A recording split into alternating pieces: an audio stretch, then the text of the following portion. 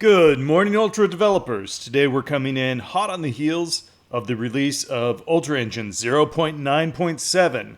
There's not that many numbers left until 1.0. The big feature in Ultra Engine 0.9.7 is decals, the excellent new decal system, as well as particles, enhancements to the flow graph, and some other things. Let's take a look at the news article.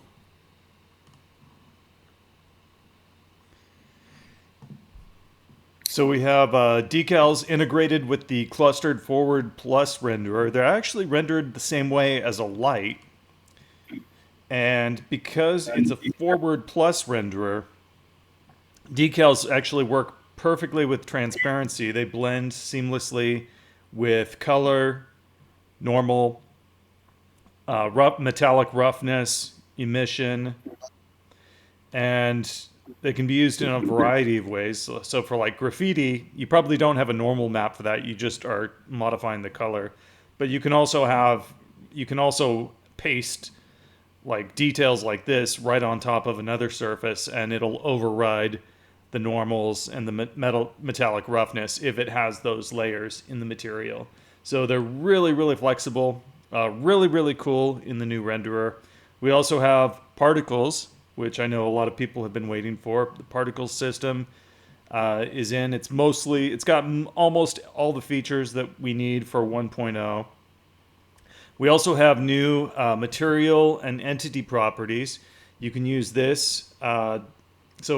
Entities have a per object texture offset and scale. And materials also have a simple texture scrolling animation setting. And you can use that for conveyor belts in this, like this scene shows, that was made by Reap Blue. Thank you very much for putting this together. The flow graphs, they've got a visual makeover. So they look good, and we also have zooming, which a lot of people were asking for in LEDWorks, and now we have it. This is actually done using the DPI scale feature in the user interface system. So that actually worked out really nice. It gives you a really good pixel perfect scaling of the interface. It was nice how that just kind of magically worked. And if you want to read the more details of it, there's a lot more there. Ultra Engine is on sale right now on our store. If you enter the coupon code DREAM, you can get during the checkout process, you can get a discount, and it's also on Steam all week until Monday morning.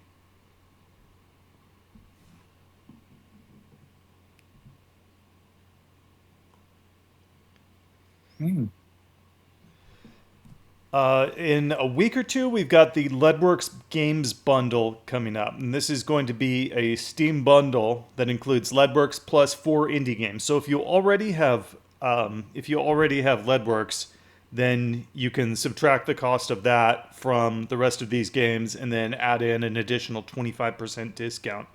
And this will include 4 games made with LEDWorks: Cyclone, Salvation Land, Photomuseo 3D, and Concealment. We're actually three of them. I'm waiting for the final improvement from Ghost.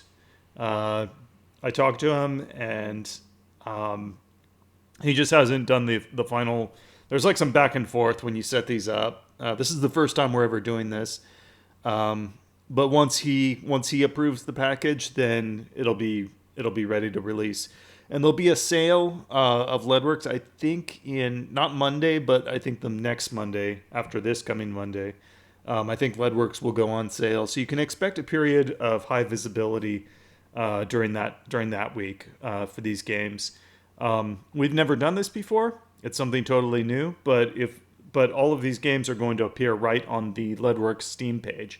So if I can use my Steam profile to raise visibility for your games, then I'm totally in favor of it. So I think this will be very, very interesting. Any comments on this? No, this is great. This started because Josh and I were talking about something, and it's great that like other people got involved because people really like bundles, and people have the tendency just to buy things if they see a discount. So Definitely. Yes, it's a good thing. Yeah, so I figure this is like a test run. I think we'll probably learn a lot from this, and then we can repeat this with Ultra Engine. Leadworks doesn't have the same visibility that Ultra has on Steam.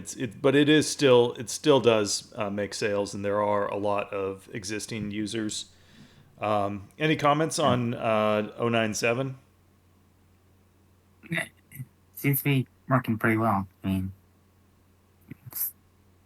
I'm always on the latest and greatest, so it's it's kind of weird because you just live you just work week to week, and then it's like, oh, all this stuff happens. I'm like, wow, really, all that stuff happens? Like, it's crazy how much gets done in 4 to 6 weeks. Yeah, there was a lot. This was a lot since the last release, and the release went very, very smoothly. Yeah. There was no problems at all. It just went super smooth. Yep.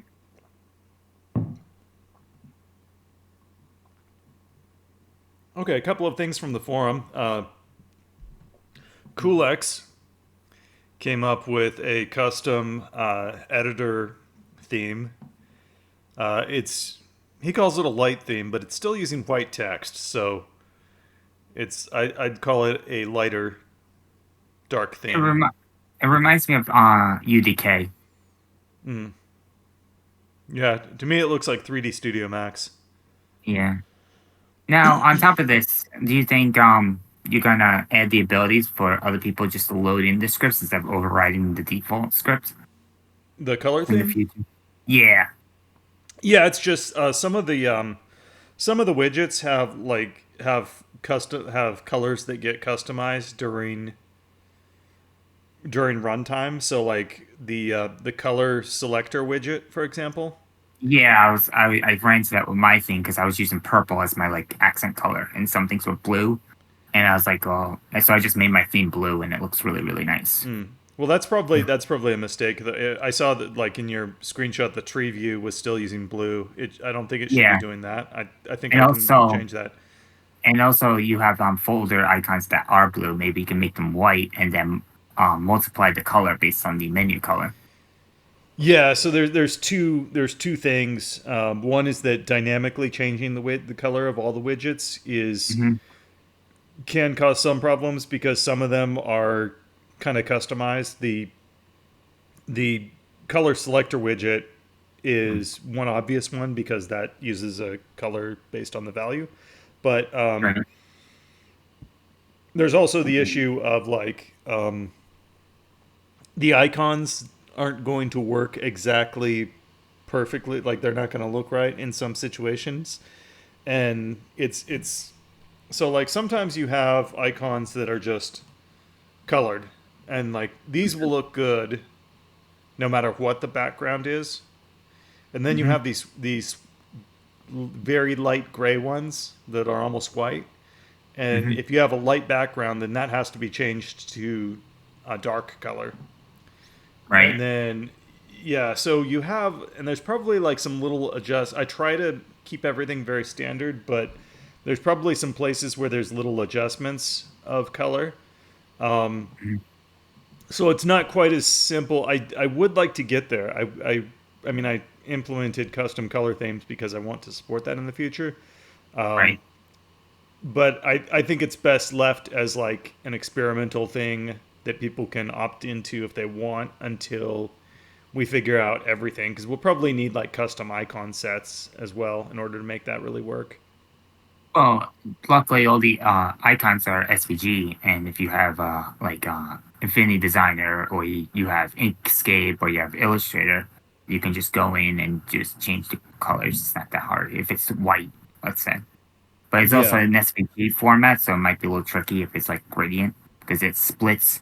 all the layers, the colors of grades into little like rectangles, and it's like really annoying. Oh yeah. Well, we don't support gradients anyways, so Right. So it should be easy as select color and select the object and change the color. So. But it's doable. It's gonna take a lot of work, and if we can find a way to like so it doesn't override anything. Like if every theme has its own like icon pack, that would actually help. you probably just need two. You just probably need like a dark icons and a light icons Probably. set.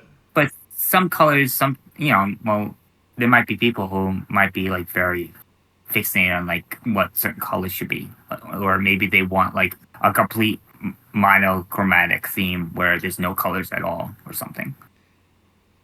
I have a feeling you're probably one of those people. No, I actually like the colors, especially for the important ones. I just thought the editor was too light for my taste. I like the Visual Studio colors, and it matches Visual Code, so it's like it feels like it's the same application when it's not. It does, or you want it to? No, it's my theme. The theme I have Oh, loaded right okay. now. Let's take a It, look. it, it I think it's on the screenshots. Personally, I like the current color. Yeah. Which color? See, it's a little bit. Yes. Which one did you say you like? The current theme is good for me. He likes the current colors.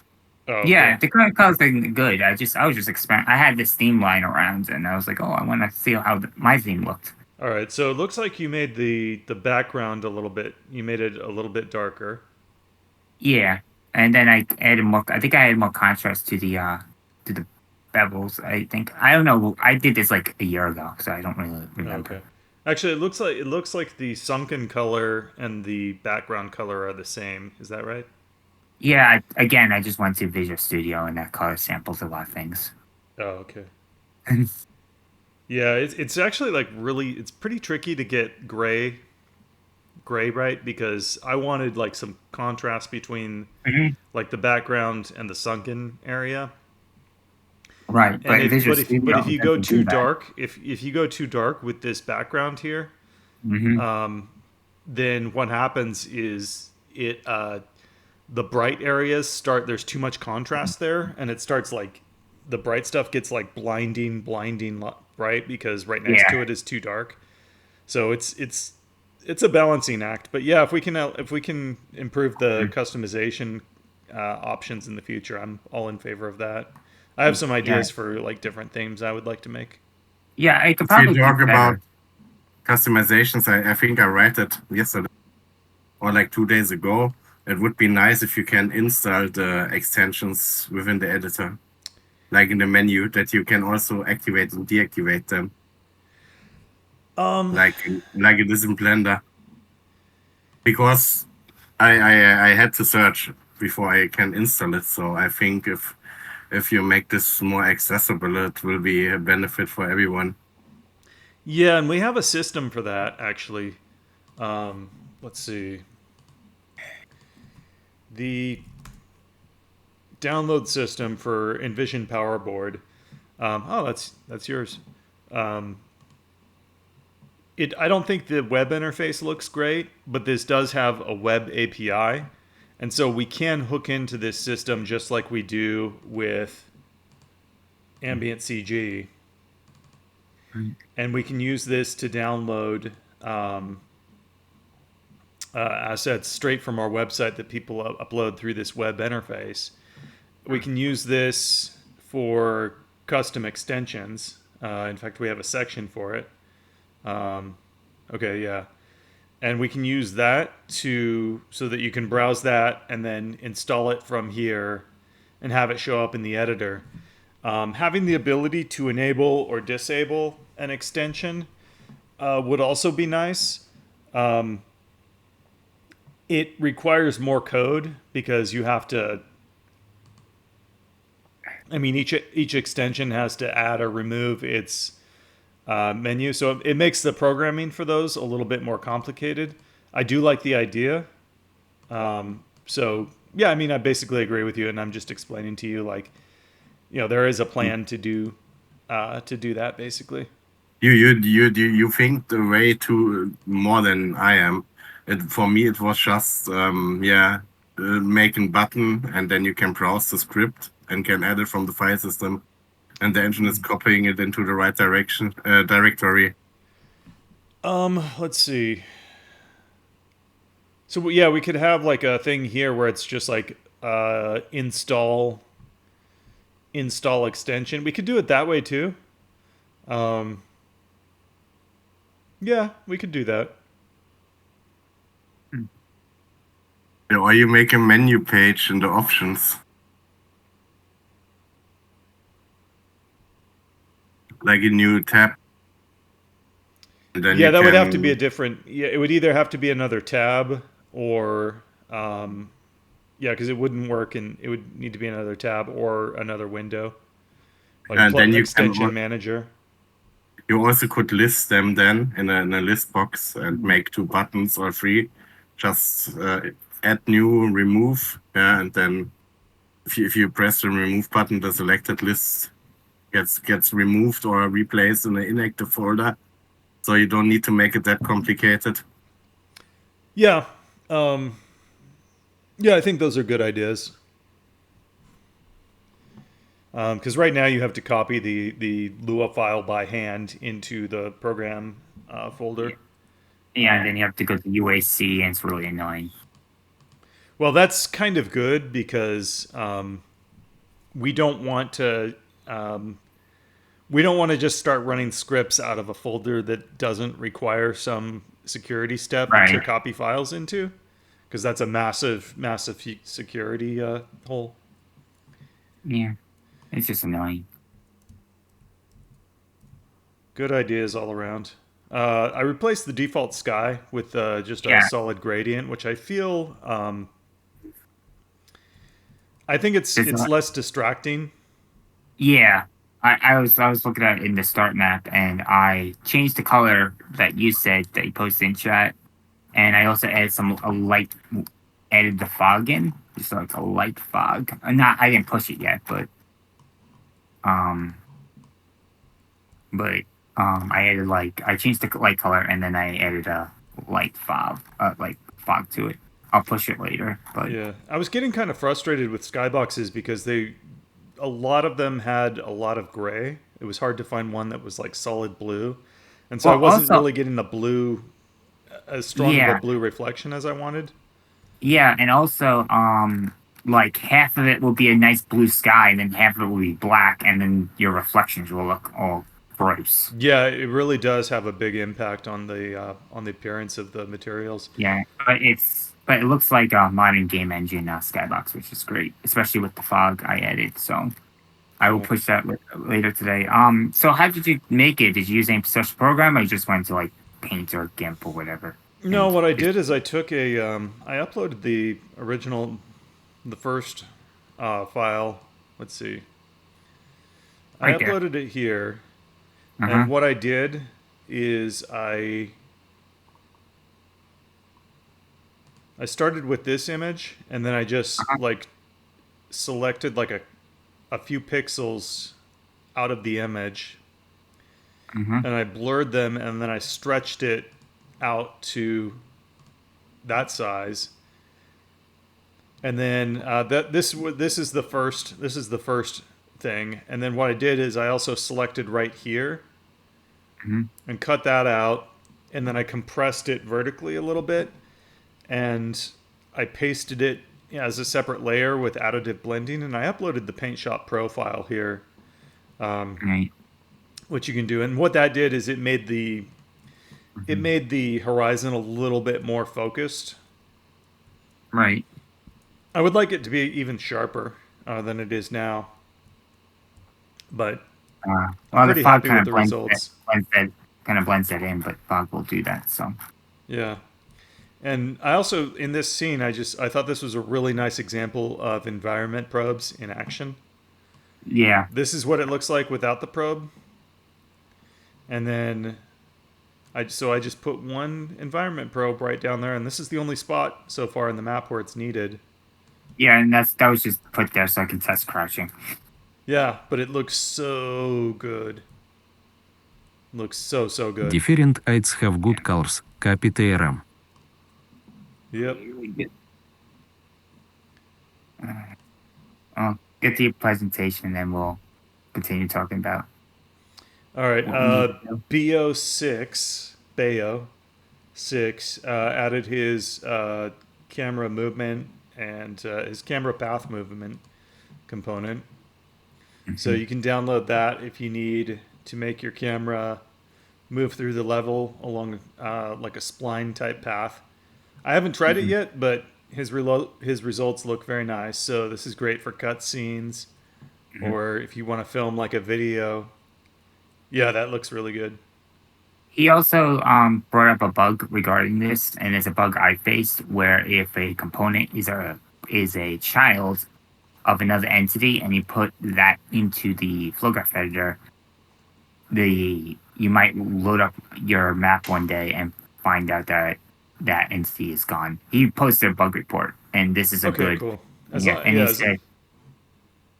And he said that he was having problems with that system. So if you're having that problem right now, that's probably why. So. Okay, as long as there's a bug report, then Yep. It will be bug report. I commented on it. I was like, you beat me to it because I was having the issue. I was having the same issue with my stuff. So. All right. Thank you very much for that, Bayo 6, and also thank you for releasing your component for everyone to use. Some other news. So you guys were mentioning View Esprit and Plant Factory. These were free like a few months ago, but were they for non-commercial use? I think there was like some like conditions to it. Marcel told me, he was like, "Hey, these are free now. Like totally, they got bought or something. So now they're free to use." I thought they were already free to use like 3 months ago. I think they were free to use, but I think like there was some like stipulation with like commercial, so they weren't like free. Like it, I forgot what. You could probably look up the license in the Wayback Machine, but I remember there being some stipulation because you were looking at these programs, and you were like saying, "Well, I want to use this, but there's some stipulations." I forgot what the stipulations were, but. Okay, so anyways, I already owned View Esprit. I bought it, and it's a great program for making skyboxes. This is how I made this sky for Leadworks, the default sky for Leadworks. And what I like about it is it gives you a lot of control over it's easier to get like a uniform distribution of clouds with View Esprit. A lot of times with photo-based stuff, you don't have consistency across the whole sky, and that's why I like this program. I haven't tried Plant Factory yet. It could have been helpful a few months ago. I think I actually didn't. I think we were talking about this, and I think I'm not sure if it produces low poly stuff, and I'm also not sure. I mean, there's also like conditions like you can't use stuff out of the plant catalog. I'm not sure. But anyways, I guess they got acquired by Bentley, the software company, not the automobile company. But you can download them at bentley.com. And I'd highly recommend View, and Plant Factory is probably also worth checking out, although I have not tried it myself. Because I know skyboxes are kind of a big bottleneck, especially for indie developers, so that's really great. Well, we do have a lot of skyboxes available here. Yeah, but see, like a lot of them have like half of it's black, and your reflections will look like garbage. They look weird. What you did with your base one, I think that's good for just testing and. I'd say like the skies look very distinctive. Yeah. And you might not always want that sometimes, especially having like the visible sun. Sometimes sometimes the procedurally generated approach can look better. It depends on what you're doing.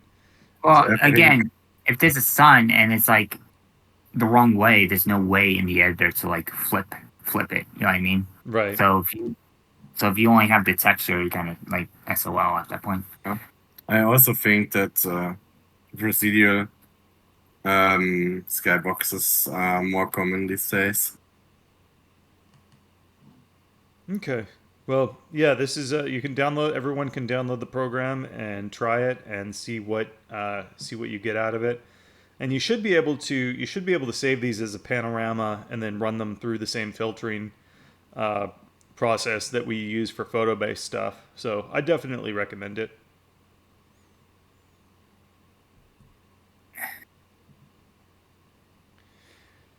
Okay, so moving on to Ultra Engine 0.9.8, which has already begun. This update's going to be a little bit different because I want the main headlining feature in this to be the first-person shooter template.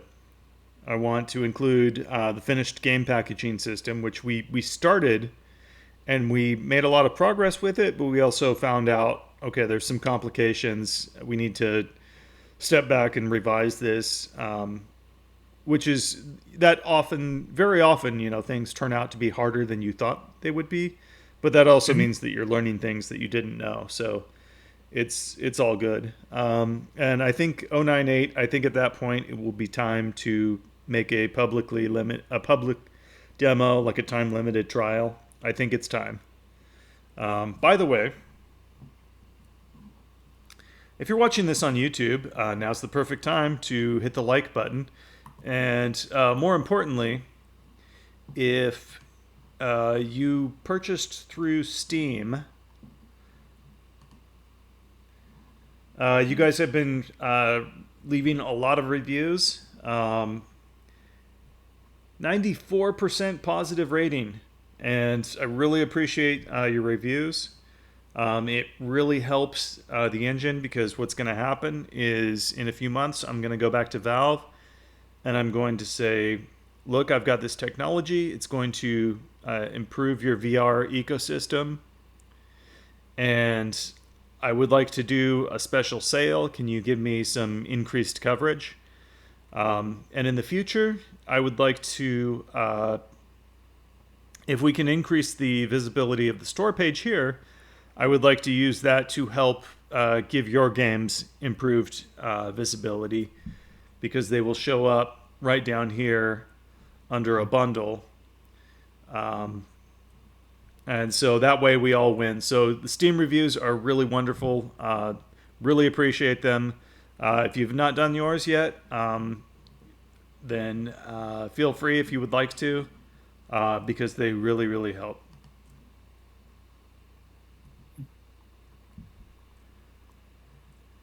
So the What are project. the risks of using third-party programs and libraries? You okay? Did anybody understand that? No. It's What a are the risks of No, using third-party programs and libraries? I can't understand the text to speak with the accent. If you want, just let's see if there's any chat messages actually before we continue. Oh, TTS. Was someone used TTS? Yeah, we'll read your chat message if you have it. Let's see. This is good progress. So Matthias K says this is a good progress for the engine. It's always nice to have the option for an interface customization. I personally like the current theme. Thank you very much. Makes the scene understandable anyways. Yeah, it's I had to really fine tune the colors to get, because you want to avoid that problem of too much contrast. Places says the probe looks awesome. Okay, Matthias K says that View and Plant Factory can be used commercially, but plant catalog objects cannot be sold individually. That makes sense. You can use models from plant catalog, you just can't sell them. Okay, cool. What are the risks of using third-party programs and libraries? You mean like Vue and Plant Factory? Oh, they're from a reputable company. I would say very little. Yeah, I don't think. Are you planning to make different templates for VR too? Yes, actually, and we will talk about that in a minute. Yep. Yeah, I recommend Vue products. They're good. Especially now that they're free. So Okay, I wonder what Bentley is actually doing with them. Why did they acquire them? they're probably discontinue it, and they're probably gonna do something with VR, AI, or something What is stupid. yeah? Reality and spatial modeling. What do they even do? Let's see. Globally, infrastructure professionals. Okay, so if you can't tell what it is that they do, then they probably make a lot of money. CAD, building design, hydraulics. So it's all B2B. I think it's a kind of thing between, because you can do the same and it's free. And then it's also the big thing, the speed free, which is used in many other games. So maybe they sold it because it's a hard area, and Bentley can make it maybe a bit more populate. Or maybe it's just a tax write-off. Who knows? Civil works. Because I think Okay, big so- studios all use speed free, and the small use this free alternatives. So it's all like CAD and engineering stuff. There was something in that, some technology in there that they wanted to integrate into their products. Huh. This looks kind of interesting. Construction management. What the heck? Synchro.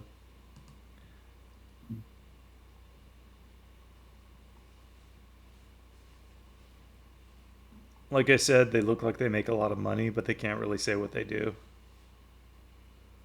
Anyways.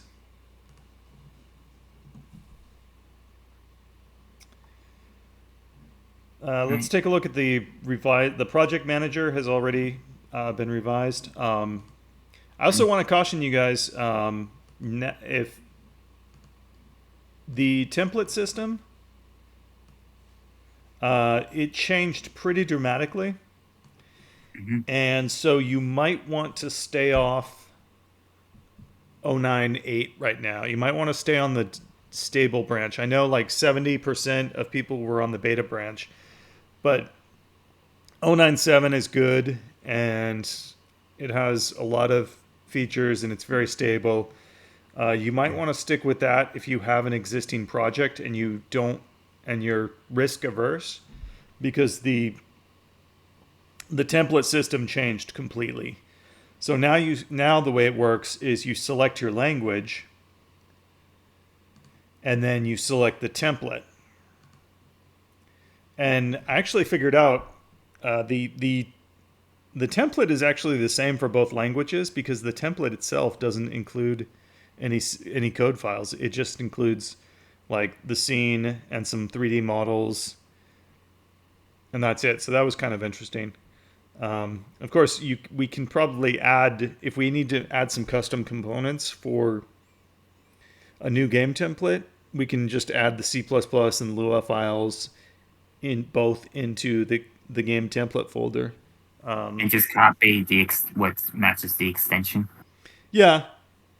Or Will have it be- do separate, like C++, like first-person shooter, C++, first-person shooter, like Lua or something. I No, don't know. that's what I'm saying is there's not separate. Right.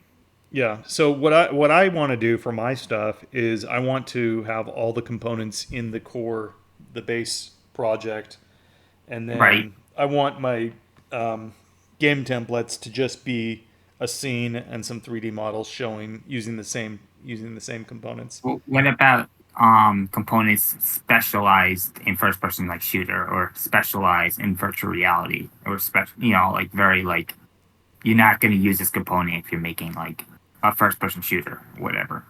Well, again, like I would like those to be included in the blank project. That's the idea I'm going with for now. Just so you have it this way, if you need to reference something, it's there. Yeah. One thing I want you to do is not include any assets in the blank project, like models or anything. Let's Like I take a think look. we It should. doesn't include any 3D models. Yes, it does in the comment. Unless I have to flush out my reinstall the Ultra engine. So I think it has the crate model that we never. Nope. It doesn't. So I just have to flush out my install then. Yep. So here's what a Blank project looks like. let's take a look. Open folder. How big is it? I think it's about 15 megabytes, and that's mostly DLLs. 17 megabytes, and if we let's see how much of that is the DLLs. And 10 of that is DLL. So it's like 7 megabytes of content. Shaders, got to have that. Source code, got to have that. No maps. No maps. Just the legal stuff. We can get rid of MT 1993.7. You And have ziplib. to have the ziplib notification. I thought you got rid of ziplib and using zlib. I Because think ziplib was a different Oh, library. you're right. Okay, my bad. So you could I just get think- rid of legal folder altogether. All right. I think maybe the materials can stick in the blank, like the trigger material or something.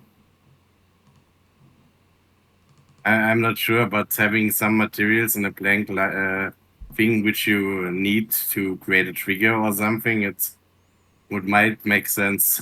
Well, I'll show you what I did. I included the lookup table for the BDRF, which you have to have this. You can't do Yeah, of without course. this. I included the decal material, the default decal material, so that when you create a decal, it won't just be blank. I included the default particle material, and I included the default sky, which you have to have this absolutely, because your PBR reflections won't look right without it. Yeah, so I think I agree with Andy here. I think there should be the trigger, and I think we should have a blank normal texture. So if you don't, and that's useful for decals that you don't want to blend with the surface material. Let me get this straight. Reap Blue wants me to add more files to the blank project. Is that correct?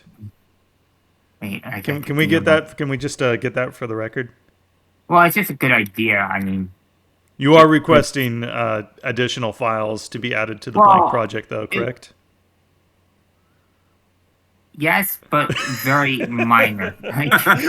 Yes, but No no qualifications. That's No, I'm And- just saying, like a blank normal texture would be. yeah. No, I'm just giving you a hard time because like for so long, so Reap Blue has been asking for this for a very long time. Yeah, And- because I don't like clutter, and if there's clutter, I can't concentrate. So sometimes I would just delete things, just so I can focus on what's actually important and what I need to focus on. And then when I update my project, all these like dumb models come in and they just clutter everything, Yeah. or they override my files. But I think, but if we're gonna keep triggers brush based, I think we should have a trigger material. Okay. I also got a question, and I know that you can't run two Steam games in two different versions. Is it possible that you give people from Steam access to the standalone, so that we actually can still test the stuff you implement? Because I think it's important that you get some feedback for all the stuff, and if now is everyone going back, then you won't get less feedback. You will get less feedback on the new features. If there's a bug or something else. You know where I'm coming from? Because I think if you have the standalone also, then you can run one with the beta and one with the stable branch. Yeah, that's what I plan to do when this goes 1.0. I plan to just keep I think what I'm gonna do is keep my my standalone the stable branch, and then the Steam is gonna be the beta stuff. I like the standalone version because I don't like to load Steam every day. So, but that's like a benefit of having both versions, is because you can test a beta branch and you can see, okay, it's my project. Work on this, or something happened in the beta branch that needs fixing, but you can still work on your project because you're on the stable. I've got 3 actually, because I've got Ultra Engine and I've got the standard and pro version on Steam plus the standalone version. Andy, I'll credit your account on the forum, and then you Okay. can use that to buy a license for the standalone. I'll do that for you because you've been helping with animations and stuff and texturing, Oh, cool. and then that way you will be able to have both of them installed at the same Yeah, time. so I can test the project maybe on the beta and the stable and can give you some feedback then. Yeah, Yeah. and this way, your project is not stuck in the woods because the beta branch is broken or whatever. Yeah, Yeah, I would exactly. caution people. Like, I mean, I think the project manager works. I tested it out, but I would caution people. Like, I tried to make that as clear as possible. Hey, this might be a good time to Yeah, stick with the and default for now. and especially since we're near 1.0, I think it's just better have if you have something in production that you are planning to get out the door, not just testing or fooling around with. I think you should stay on stable because it is very, very frustrating to work on something you plan to ship, and then you realize you can't work on it this weekend because something changed. And So my plan for my survival game is to have the first playtest on the 1st of November. Cool. And yeah, I have finished some gameplay relevant stuff which I want to include. And yeah, so it's only the level design and yeah, so I can test and yeah. Sounds good. Well, we have some stuff that might, some of this might be relevant to you. Let's go over in detail what I wrote down everything that I could think of for 098. First of all, the component update method gets called. I changed the order of it a little bit. Actually, I moved the physics send to the end of the world update routine. So basically, the update method gets called after the last frame of physics data is received and before the physics thread starts again to calculate the next frame of data. So we eliminate 1 frame of lag in that. And so you should get that'll be better for physics because what that means is like during the component update method, each entity's current position in the thread that you're working on is the same as it is in the physics simulation, which is very important because I also added an entity collide method, and this can be used to test to see if an entity collides with anything else in the scene.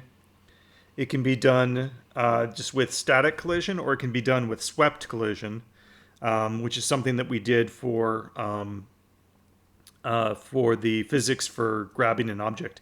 Reap, have you been able to try that out yet? My revisions. yeah, I was looking at that, and it's like really good. You said we don't need the dummy model anymore, right? I could just comment that out now. I'm thinking so. Yeah, like Because I you're have not it. rendering it anymore. It's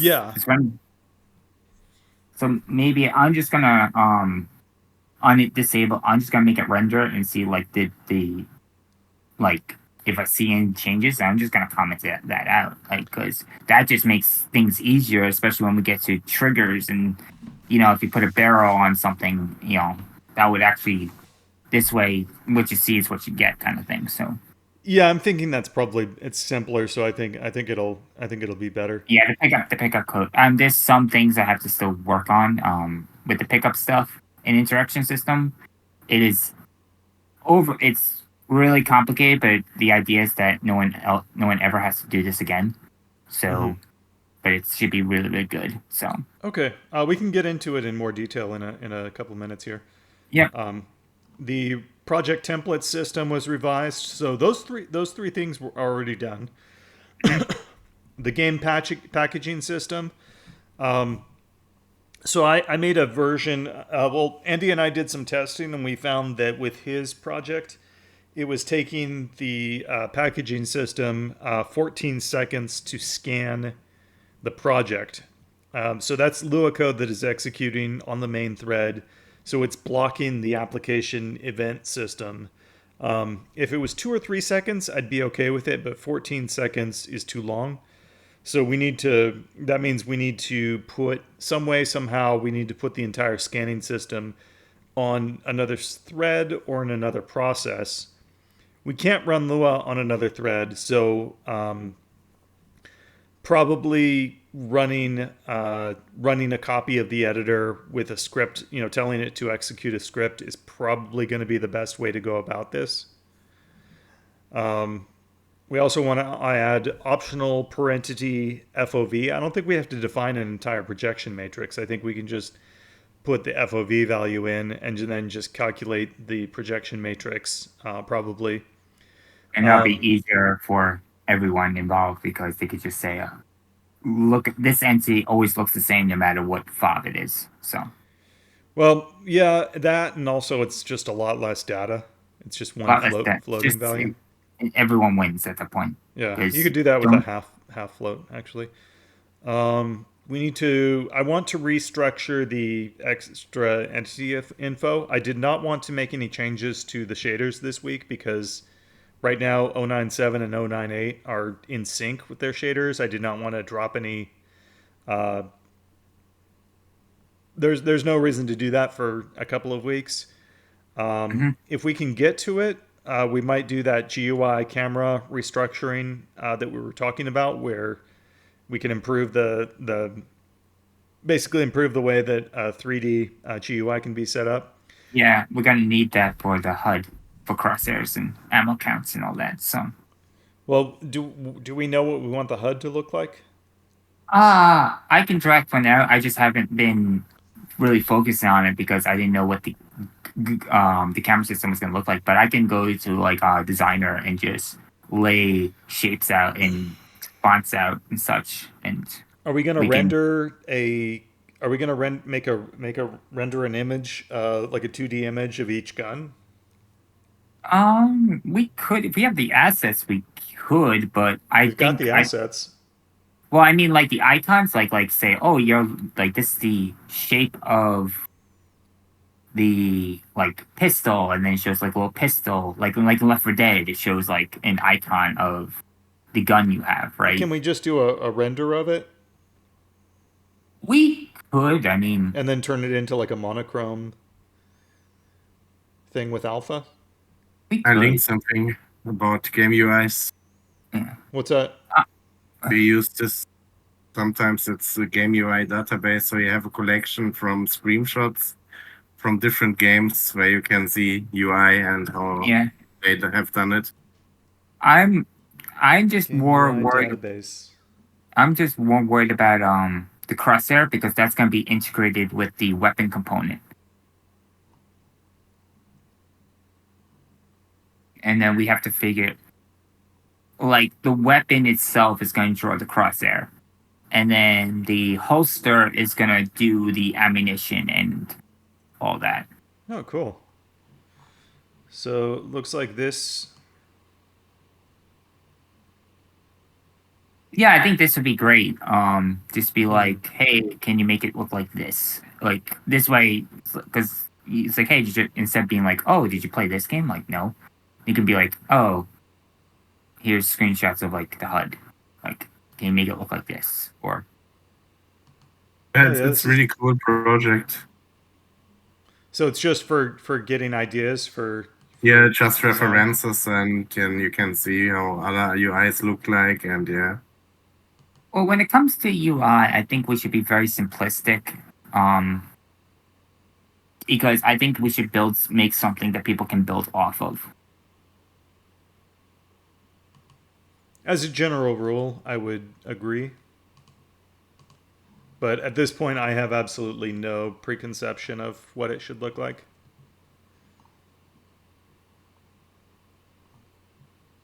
I think we should do something just like a modern shooter, like very basic. What's a modern shooter? Call of Duty? Um, Concord UI looked good. Actually, no. Concorde? Yeah. The French airplane? No, I guess it's not. It just came out. Um, They have not every game included, so Yeah. yeah. Concorde, yeah. Okay. yeah, but Let's look at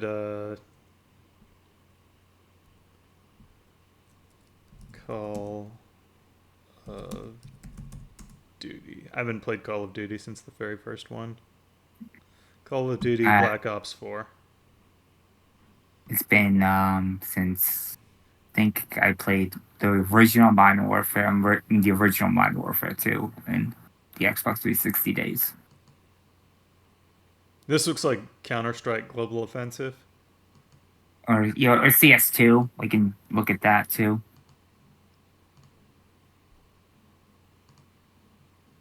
I think Global Offensive.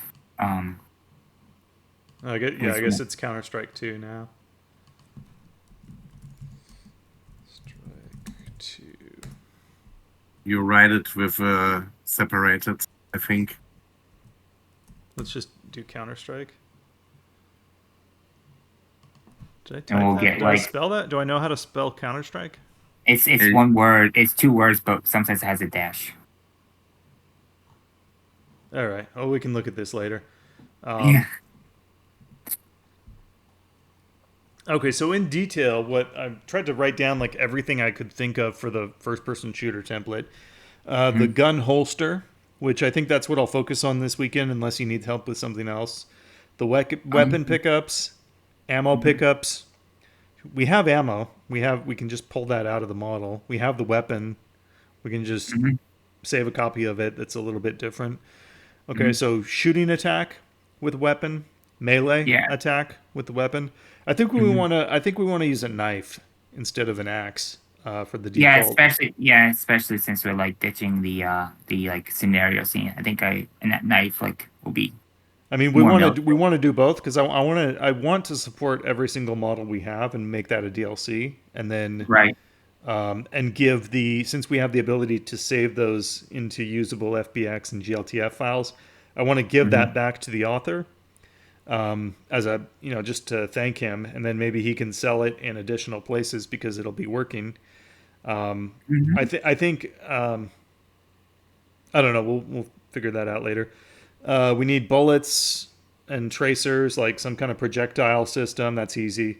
We need wound and environmental damage decals. Okay, so we need like a blood wound. That's pretty easy to do on characters. We attach it to the bone.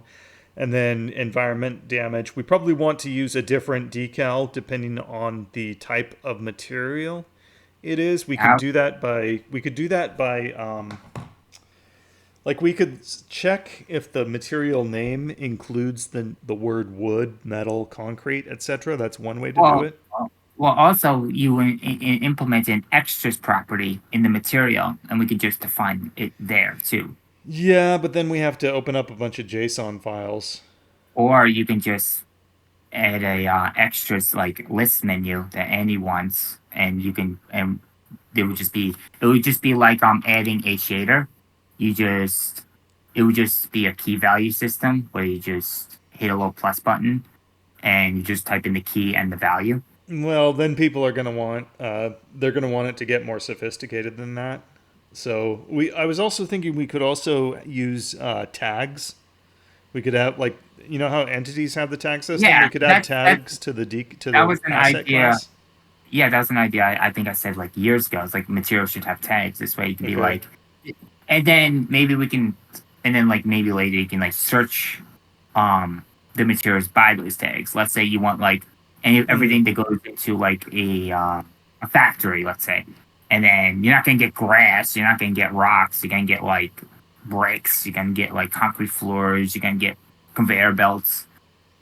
What I would probably do is I would search, if I was deciding if a bullet hit a surface and I was deciding what kind of decal to apply to it, I would probably first I would check the I would check the name of the material and see if it includes like a couple of preset values, and then I would also search for tags, because like you don't want to have, if you have a bunch of concrete materials, you don't want to have to go through and add tags for them all, because Right. they already say that they're concrete.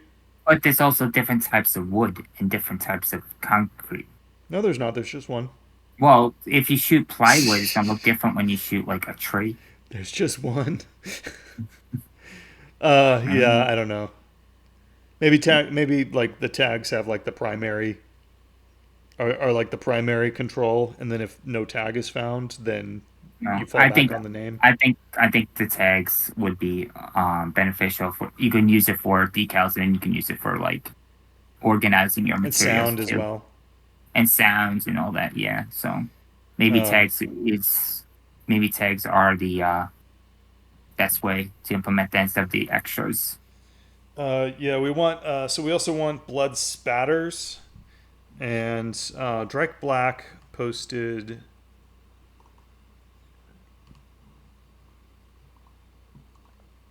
Some stuff here that was Down. You reposted it. You reposted it. Up. There. Oh, yeah. Okay, so he found this, but I don't think we can redistribute this.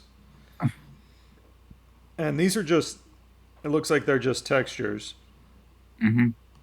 But I found in the same on the same website, I look around and I found this.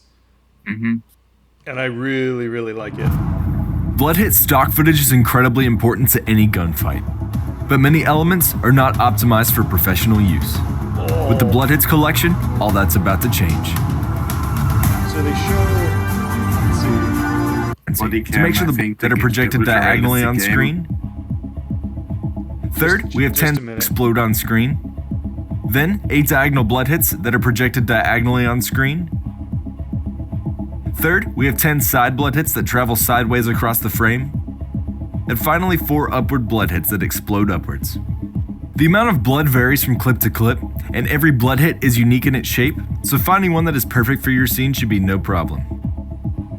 And you're gonna integrate that with the These particle were system. captured at 4K. I don't know if you would use sprites or particles for that. 45 assets, so 45 people died for this texture pack. It's very sad, but we should be thankful to them for their sacrifice.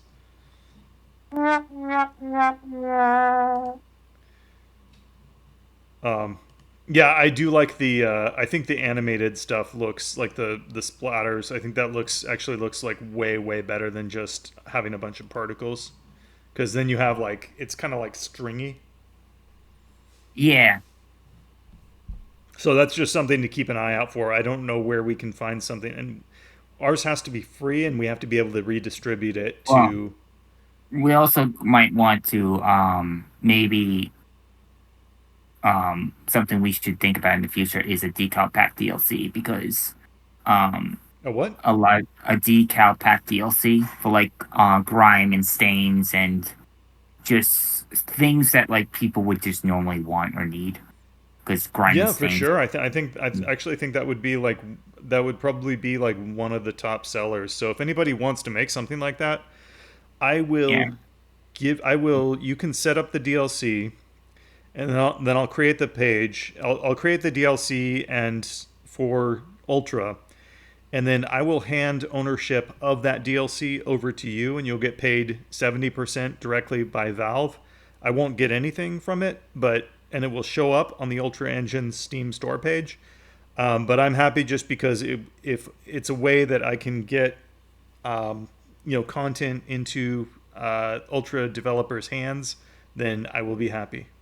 Yeah, and Decals has been one of those tricky points, because the only good site that has a lot of stipulations against that. So if someone is willing to just do that work and just go on textures.com and just look at what they have, and then just be like, oh, I gotta make something like this, and that's kind of what we want. Yeah, it might also be worth going to, I might contact them and just explain to them, like, look, I think you're not going to make much money from my users, at right now, but if you had a DLC, we could. Yeah, this stuff would be very. Oh yeah. See, and some of them has normals and AO maps, and this is the stuff we want. Mm. Oh, okay. See, it comes. There's yeah. Yeah, this is the stuff we want. I might be able to make a deal with them. Usually, when you talk to these people, they just want money up front. They don't want to take the risk on and managing like the DLC. So if you just pay them up, some amount up front, they'll just give you a license to. Yeah, if you can get a license for all this, that would be super. Because all these are really good. The problem with this is you need to actually photograph them, I think. You think these are photographic? Some of them are. Yeah, some of them were taken like from a wall and then they were fixed up and made transparent. But you can paint decals too. I think Left 4 Dead 2, especially Left 4 Dead 2, not Left 4 Dead 1, but Left 4 Dead 2, they painted some like decals. Yeah, I would like to have all. What's that? You basically would need some basic texture. You could make it maybe with substance. So you need something like a black and white mask, and then you need to create, of course, materials. And then I think this would be also a way to create it. And Right. I will have a look next week. I have a bit more time next week, so I can have a look there. Yeah, if you can make something that looks like this, you'll be golden because this is what we want. Yeah, I think this would actually sell pretty well because every single developer needs it. Yeah. Also, for the blood stains, maybe we should take out the colors out and have it be white, and then allow people to change the colors of it. So if they're like fighting aliens, they can make it green instead of red and such. It's just more flexibility on the designer's part. That's an idea. Let's try it. Yeah, I know blood color is kind of hard to get because it has to be like a certain color red, and sometimes when you add it after the fact, it kind of doesn't look right. Looks either too cartoony. I'm thinking it might not look right if it's like the uniform hue applied to the entire texture, but yeah, we should just try it and see. Yeah. And then finally, our AI, we just want our just normal like zombie and soldier AI. They're not zombie. It doesn't have to be a zombie, but like when I say that, everybody knows what it is. It's something that chases after you, and everybody knows what a soldier is. And I would like to actually I would also like to have spider AI, not in this release, but in the future, spider AI. And like everybody knows what that is. It just crawls along the ground, and when it gets close enough to you, it jumps at you. Or maybe in the future we can do something cool with the navigation system. We can make it climb on walls and such. That'll be kind of neat. And that would actually be possible because it is directional, so you can make them like. That would be really cool. You can make them walk on the ceiling. Yeah. I always want to make a survival horror game where you just fight giant bugs. That would be cool. I think the problem will be the animation for the bugs. What's that? I think the problem will be to get the animation for the bugs. Like when they fall off the ceiling? And the move and the attack and all the animations you need. Yeah, I've seen a lot of stuff like that. I watched basically the development streams from Grim Dawn. It's action RPG, and they have many monsters, also like spiders, and they tell every time that this is a huge time invest for them to create all the animations if they want to add a new model. Because you can't just go to Mixamo or some other website I mean it's not a bipedal thing, so it's just normal. So it's just Lifeboat before Mixamo. Yeah. But it's all. I mean, those are. Yeah, I've seen a lot of stuff like that. I think it'll be okay. Anyways. Okay, so also probably not in this release, but I also want to think very seriously about a VR game template. and my ideas about this are not as clear because I don't know what it should be. Like the only things I can think of is like the bow and arrow is a really excellent mechanic for VR because it's something you can't do. It's something so unique and so natural, and especially if you can add like the fire on the end of if you can light your arrows on fire, that's a very cool trick. You can do this in Valve has a little castle defense game. I forgot what it's called, where you shoot guys with a bow and arrow. Yeah, it's in the lab. Okay, it's in the what is that thing called? Is it just called the lab? Well, it's a lab. The game's called the lab, and then there's mini games inside of it and demos. Okay. That's a good game to like get. That's like first gen VR stuff. That includes a bow and arrow game. It includes a like an Angry Birds kind of game where you launch things at like boxes and it has 2 demos. It has the secret shop, and it has robot repair, and that's just you just standing around and you just pull drawers and such. Think there's a like a little arcade game, and then there's just things that you just look at things regard if it's planets or body parts or whatever. So yeah, there's also a an implementation of this I saw in NVIDIA's VR Funhouse. That's a really good VR demo for like mechanics. I'd highly recommend it. I think an NVIDIA GPU is required. But Yeah. it's free, but that has some really well done interaction with like physical interaction with VR. Another one is like turning a crank. I was thinking about like turning a wheel, but that's a little bit more difficult because your hand has to change angles. If you have like a crank, then like sticking out of the wheel, then you can grab that and your hand can stay at the same rotation while you're moving. yeah, I think they had this in Half of Alex. There was like this part with a bicycle wheel, and you had to lower a body to get the shotgun. I think. Yeah, I remember something like that. I stopped playing that game when I got to the zombie named Jeff. Yeah, It was too scary. Well, it's not too scary. It's just really annoying. No, it was too scary. I stopped because it was too scared. Um, Like once there's all those like bottles lying around that I think you're supposed to throw them and so they break and he gets distracted. yeah. But like right when I got to the point where you lift up that garage door and then he's standing there on the other side and then I was just like, no more.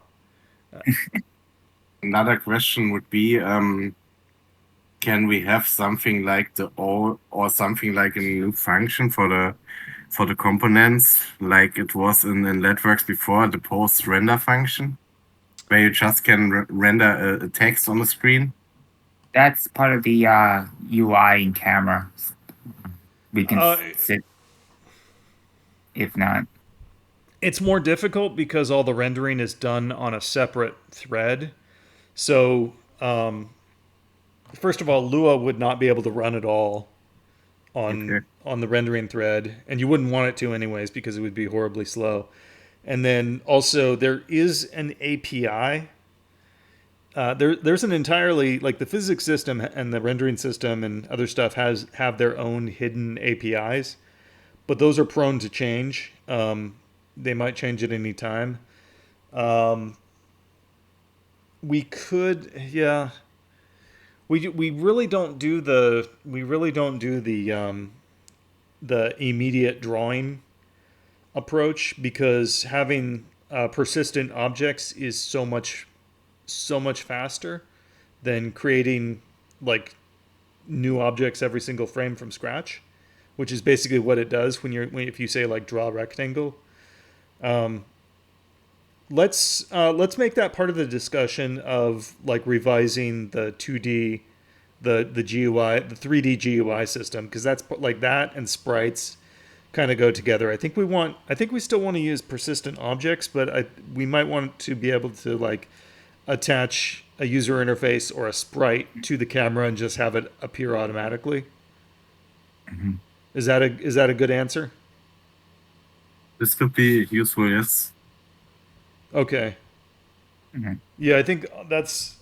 Yeah, I think there's definitely some things we can do to improve the usability of that. But I think we need to start with like the camera and GUI system, and and then figure out from there. I think we'll be able to come up with something. We usually come up with really good ideas once we're using something. Yeah. There was something I wanted to. Can we just talk about VR a little bit more? Yeah, actually, I just want to point out this isn't something we have to worry about right now. But in the future, I think I'm going to want this door to have a lever, like a lever style handle instead of round. Yeah, I want to revisit all my example prop stuff later on.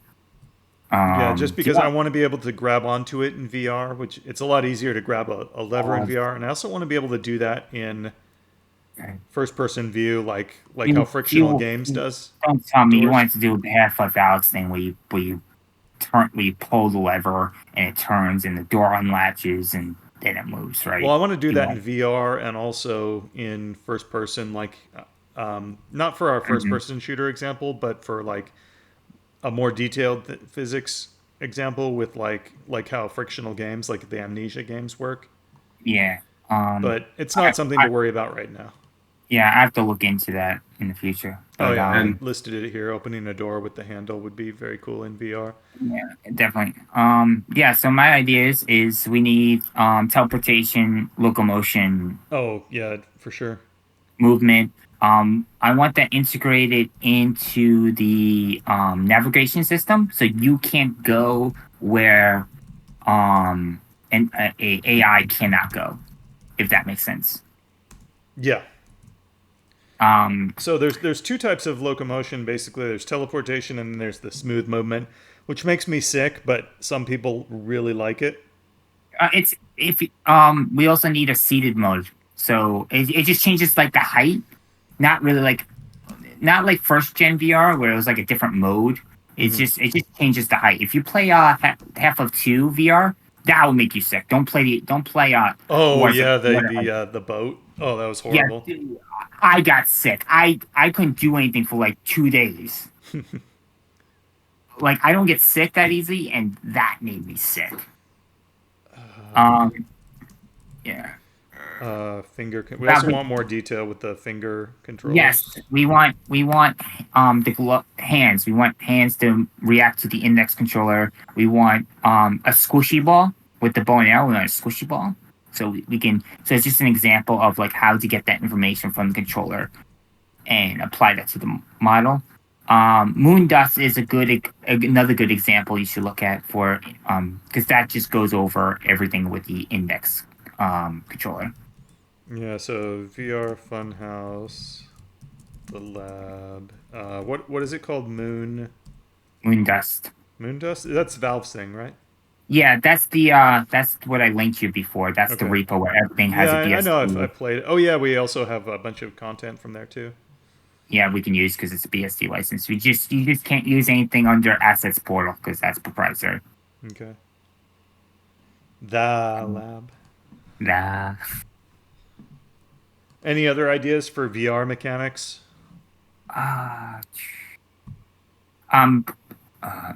Matt said maybe just a gun.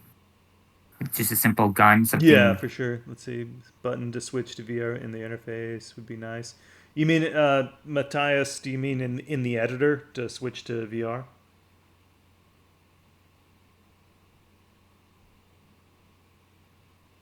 Like open up the scene or the current model in VR? Is that what you mean? Yeah.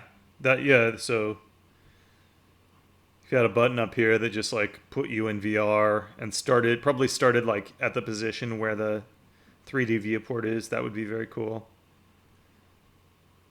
Yeah, I think when we get the FPS stuff out, I think we should do VR and then because VR is just another first person shooter, so first person character at that point, but it is more interactivity. There's more.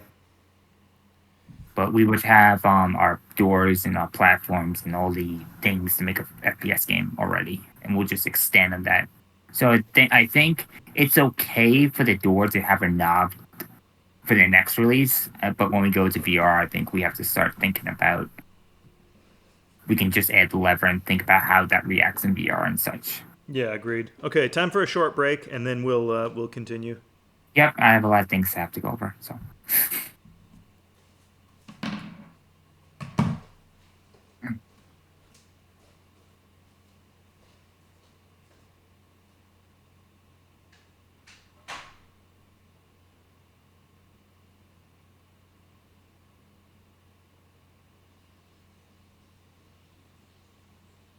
By the way, I'm not sure if it's possible that we can actually combine the Pro version and use Lua codes in a C++ project.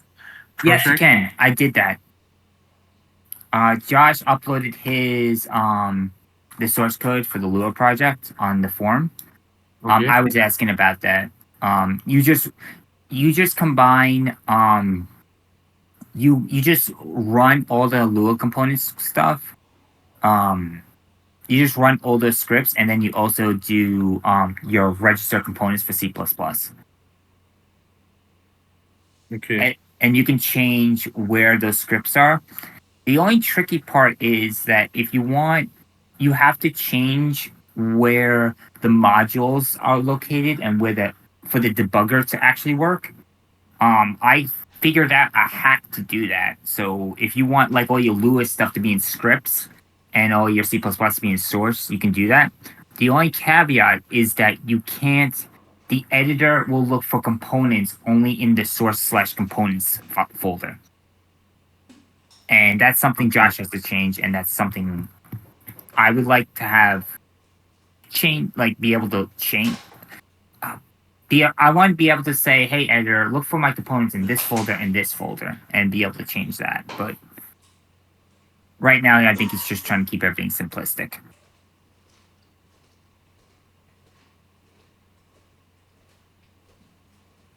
But yeah, I did that, and it's really... It's interesting, because you get the best of both worlds. Yes. So I was coding things in Lua, and I was like, wow, this is actually, I hate that I don't have IntelliSense, and I hate that like some functions are not exposed correctly, but you're pretty much relying on the API reference to be right with Lua. Let's see. He's back. Is there a VR demo that anyone can test? We have samples in the documentation that show you how to set up VR.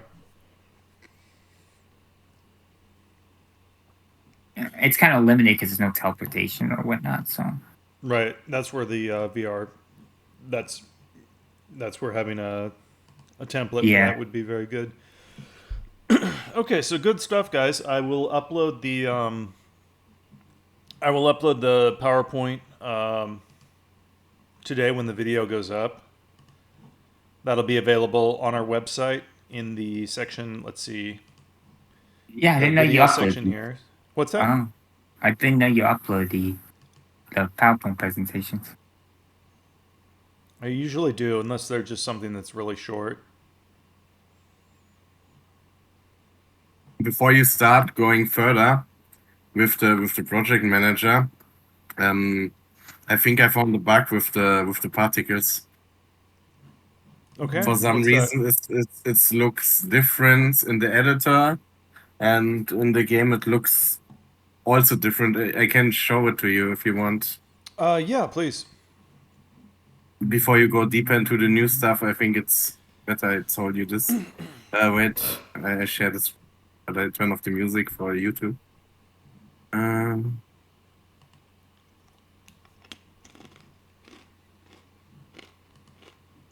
Oh.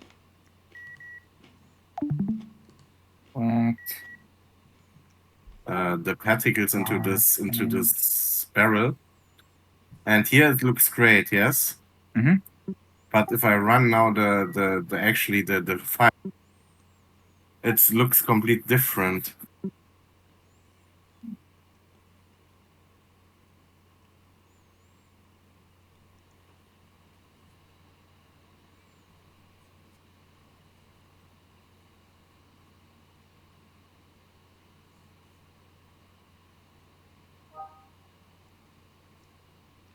Debug loading time. No, it's release, but it's many objects. You see I mean, how it okay. looks here? Looks like a So timing it's- issue. Yeah. And I was messing around with the timing, so that should okay. Thank you for reporting that. That will be easy to fix. It's just the Okay, default particle emitter, right? Yeah, I just made here some radius adjustments and set the velocity to 1 because I don't want that the flame is going too high to have it looks like there is fire into this barrel. Yeah. Okay. Yeah. That should be a very easy fix. It's just a timing issue. Speaking of particles, only because it like reminded me.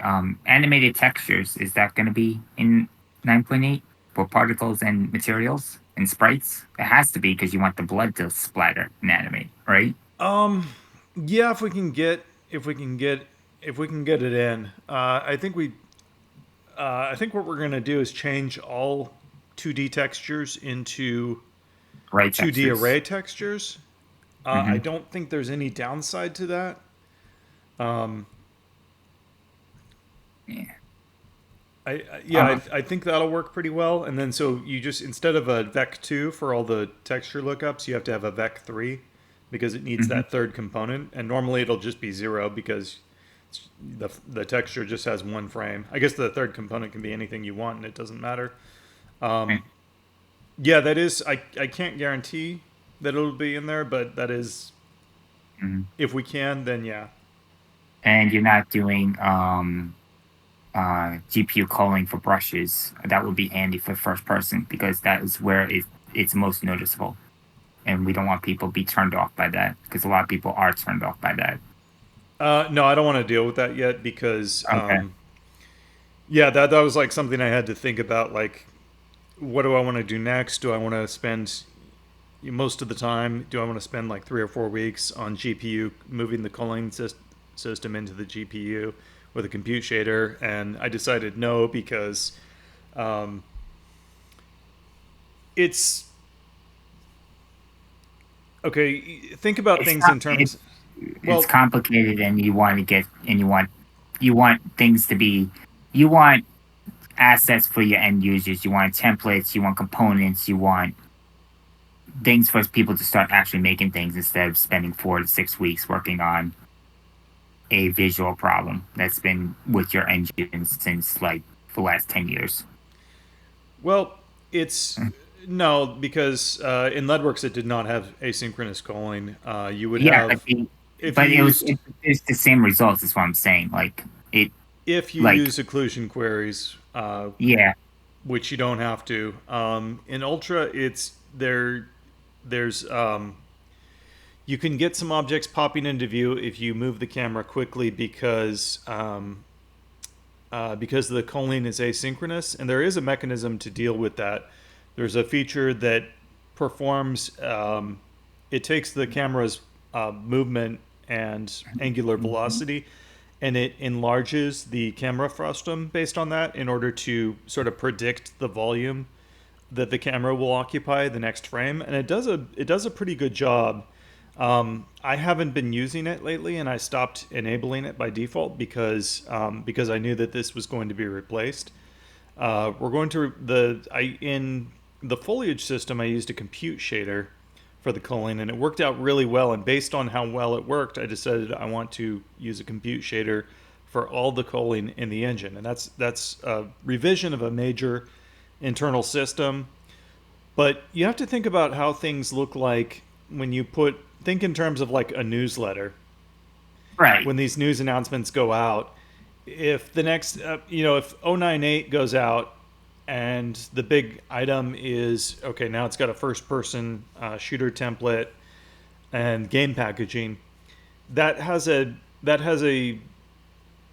big effect on the perception of completeness of the software.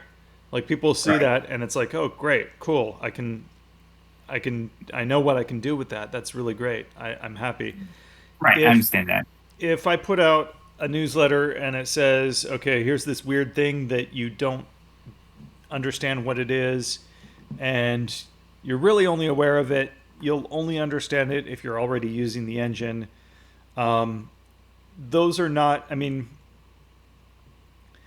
so I mean, I do a lot. I do work on a lot of things just because it improves your guys' life.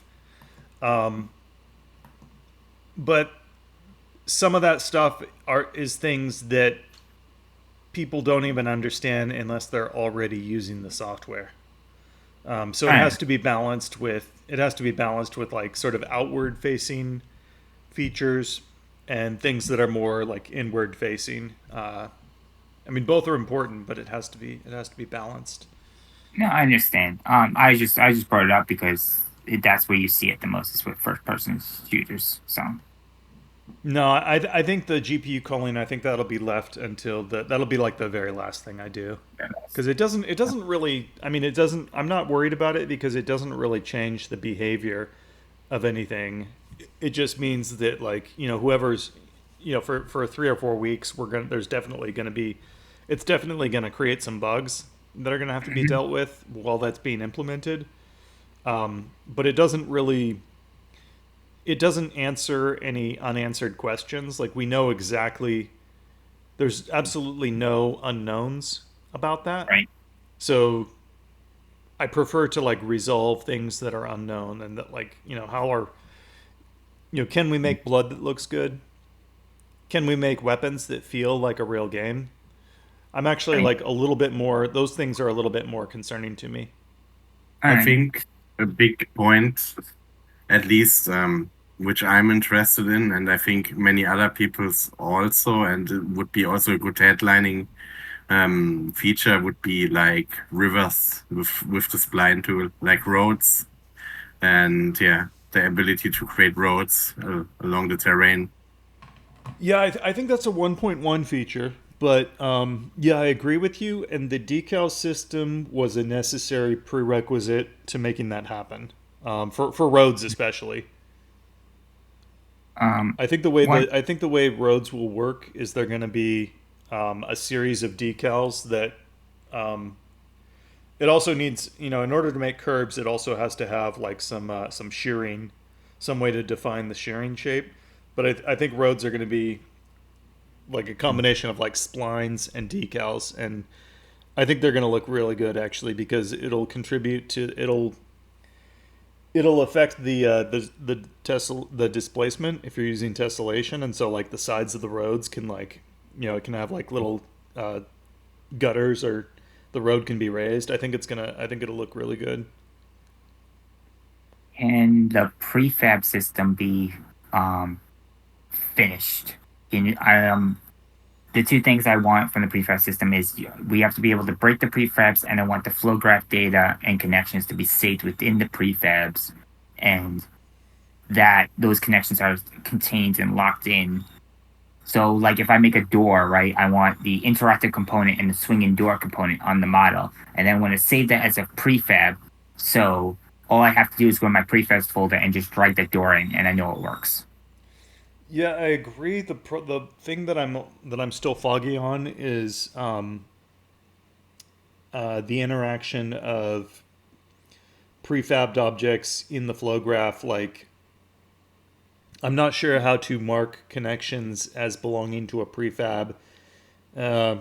I was thinking just change the color wire to like green, or just make a box around it. No, I mean something. like how to actually code that. Like, because you're still gonna want to connect other things to the prefab as inputs, right? But you can't. But the idea is that you don't want to unlink anything within the prefab. Those are locked in. Yeah, and so the editor is just gonna say, when it saves it, it's just gonna see a bunch of connections. So I guess connections need to be themselves internally need to be marked as being part of a prefab. That might work. Yeah, basically I agree with everything you said. Matthias says, I know that in LEDWorks, to make a project in C++ for VR, you wanted to use C++ for VR projects.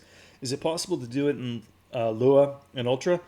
Yes, absolutely, and there is no downside to using it. You can use Lua in VR, and it'll run at the same speed as C++, because in Ultra the rendering is all performed on a separate thread, and the game logic is all performed on one thread. you have a full 16.66666667 repeating 6 milliseconds for your code to run. So it's absolutely fine to make VR projects in Lua. And you can call you can call collect garbage every frame in Lua, and there's no downside to that. Yep. Other things I have here is we talked about project settings, like dedicated project settings, what we want that to look like, and what features we want that, like actual project settings. So like I don't know what. There's like a lot of things we wanted. Like the one thing was the color profile. If we wanted to use the sRGB color space or not, because a lot of people were saying that their art looked wrong because of that update. Well, I know one person, but let's see. Yeah, I have a couple of questions about that. One of them is like exactly how customizable should that be? That's one thing where I run into some problems. Also, like what should the interface look like? Should it just be a copy of the options window, or, well, actually, okay, so we're gonna need a section for launch configurations. Right. So we need one tab up here for the launch configurations and one tab for the settings. Mm-hmm. Do you think we can fit all the settings in just like one, on one page? Do we need to go to all the lengths of having this subdivision like this? I don't, unless you want to make an input system, like a dedicated input system for the engine, and like the other engines, they have you like create binds for input. I don't think you want to do that. That's like a layer of abstraction for you. Other than that, I don't have any besides launch options and some other few like small things that I can't think of right now. I don't have like much ideas for like project settings. I just know that launch options are probably really nice to have. Yeah, having maybe that like customizable, that's a totally different it's not like, okay, so this is basically just a key value interface. All of this stuff is defined either in the editor or with script. All of this stuff is defined in script. But the launch configuration, that's quite different because you've got like this list of items, and then each item has its own settings. So that has to be like hard coded for project settings. Can we? I know I come across some of them like sometimes, but I'm having trouble like remembering them. Let's just see if we can list everything we can think of. One of them I can think of is default texture scale, mapping scale. That I think it would be well done on a per project basis. The gamma settings. Okay. Like gamma correction value. Yeah. Gamma settings, sRGB, so you can set whether it should use which color space to use. Yeah, and also the gamma value, that you can see how the game looks like in the editor, and that you not need to run it. And yeah, I mean that's I think that's the same thing, isn't it? No, because you have a value from 0 to 1, a float value, and then you can set the gamma for it. Well, I mean that's so linear is gamma of 1.0, sRGB is a gamma of 2. I think it's 2.2. Yeah, but sometimes you don't want 2.2 for some games. You want maybe have 1.5 or something, but still keep the sRGB color space. It's no longer sRGB if it's not 2.2. Like yeah, I mean it's an equation. Yeah, maybe have like 3 options. Like you can have sRGB, linear, and then custom. And then if it's custom, then you can just set it to any floating point value you want. Yeah, that could work. What else have we got? Should I don't know if this would be necessary or not, but should we have a bool value to say, hey, this is a VR game, and then, or I don't know because you can make any game a VR game easily, and some people might want to have both. Like they want maybe someone will want to make a game they could play both in VR and non VR, but What would defining something as a VR game do? um well, the only other thing is that, like, I don't know how you would implement this. You could probably do this with the component system, but it'd be very messy. Is when you play test, when you're just developing a VR game, you don't like you normally just want to have a first person like shooter thing, but the first person shooter um has to, again, I don't think it's a U problem. I think it's like just a complex VR issue. The first person shooter is not the same as a VR player, but you want a first person shooter when you're just testing something real quick, and you don't want to like put on your startup, your headset and all these sensors and everything. That's really annoying. Would that be a Uh, launch configuration? Maybe that could be a launch configuration. But So that's and actually a great example of how a custom launch configuration yeah, would be handy if you could like. Yeah, that's actually, thank you for and we pointing have that out. can we have multiple profiles like run no VR run, like instead of having just run and debug, can we have like run in VR, like in the project, like for per project where you just go run standard or run, like if you go to game, right, and then it's just run, and then you'll see like run in VR or vice versa, or sometimes you just want just something so you have multiple like multiple configurations, or just, or maybe you want, or maybe you have a launch option, a launch property where you set up like your stats to show, and you say run with stats or something. I'll show you what I And want. okay, So I want the custom launch configurations. Also, I need an icon for the project, and I don't know what the icon should be. I have a subscription to Icons 8, which is where I usually get all my icons, but I'm having trouble with like thinking of what the project should be. Icon should be. Maybe Anyways, so I'll add, if I do find one, then I'll add it right here. Did somebody say something? yeah, I am. When we talk about the icons, maybe an icon to trigger the grid snap would be good. Because at the moment it's really complicated. If you want to activate it, you need to go first to the settings and then enable and disable it.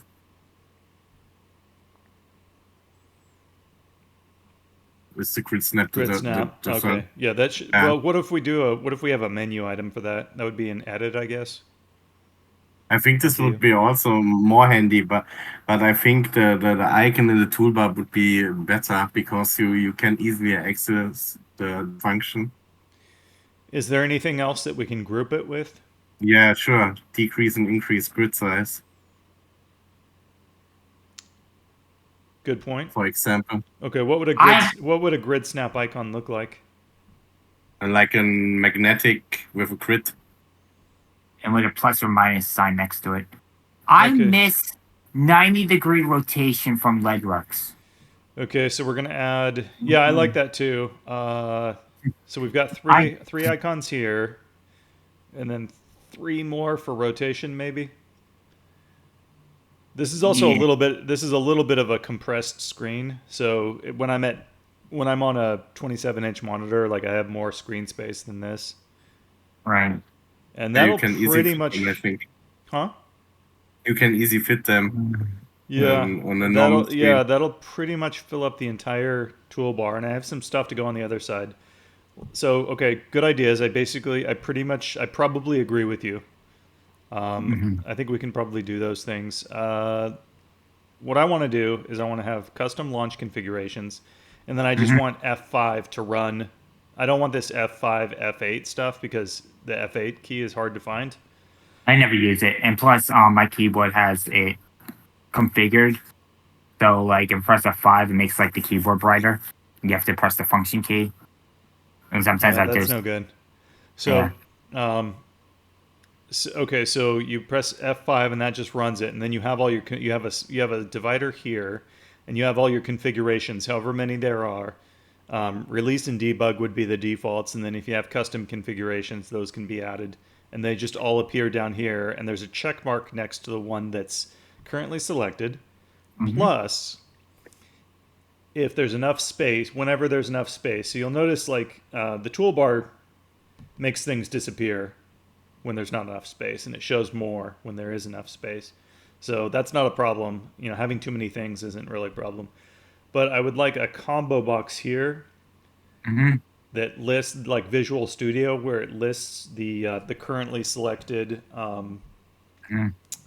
launch configuration, and then a little green button, sort of like this, but a little bit different. Probably a custom widget just to get the look exactly right. And then that way you could select the launch configuration and hit run from the toolbar as well. I would like to do that. But there's something we talked about months ago where we have the issue of working on multiple maps at a time. Because you might be working on a prefab, and then you want to go back to your main map, and then you have to keep unloading and loading the maps back and forth. So, was there any ideas or revelations to solve that problem? Or I do have one idea, and it's simply to make the interface look good. I love our interface. I think it is so beautiful.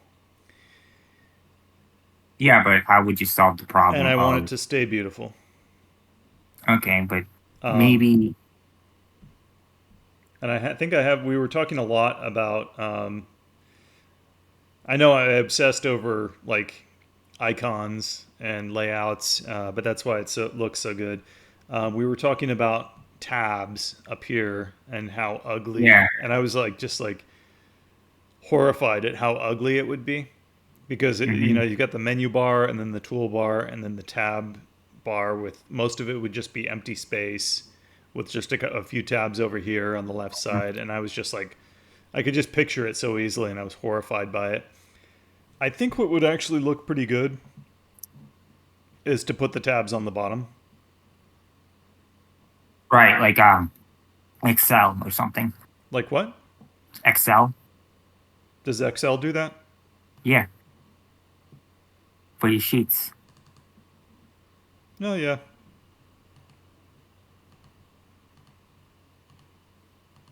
Yeah. That's probably where I got the idea, like subconsciously. But okay, so the UI issue is resolved.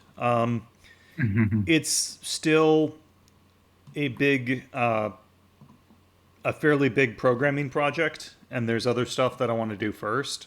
Yeah, no, I just don't want you to say, oh, because you were saying where you wanted the launch option to be. We discussed a drop down to switch between maps there, and I just to switch between maps. Yeah. Oh, so okay, yeah. It was just some idea we were throwing at the wall, but if you know how it's gonna look in your editor, and the only thing stopping you is priorities, then I'm good with that. As long as you have like a answer to fix that problem. Yeah, I think putting the tabs down here, because I run things through in my mind a lot. It was actually like kind of weird right after 097 dropped. Like that day and the next day, I couldn't do anything. I just had like a totally blank mind. And it's because we're undergoing this kind of shift where we're like, from the outside looking in, Ultra is basically feature complete now. It has basically everything that people want. And there's some details to it, but they're details. There's no like big missing feature. It's like, okay, the game packaging system, yeah, that's needed, but it's a detail. It's not something that I'm talking about like things that you can tell someone who's never seen the software before. Like at a very simple level, like basic level, we're going from like instead of working on really low level stuff and just getting them done one at a time like I've been doing, now we're actually getting to do like the gameplay type stuff, which is a lot of fun. Right. And seeing if it actually works or not. Yeah, so we were talking about, okay, so like back in that discussion, we were talking about the idea, we threw a couple of ideas of like how to switch between maps, and one of them was to have a menu, have them listed in a menu up here, which is a terrible idea. It was my idea, but it was a very terrible idea because there's no visual indication that you have multiple scenes open. But with the tabs do give you a visual indication of that. But putting them up here would be horrible. Putting them down below, I think, is acceptable. I also considered like putting them vertically along the sides with the text sideways. Might be able to This do would be that. also cool. This would be also cool. Also cool would be in the taskbar, but I think it's a Win32 window, right? So you can't really edit the taskbar. The taskbar there, you mean up here? Yeah. Like in browsers, if you see, for example, Google Chrome or some other browser, they got the tabs in the taskbar. Oh You yeah. see it?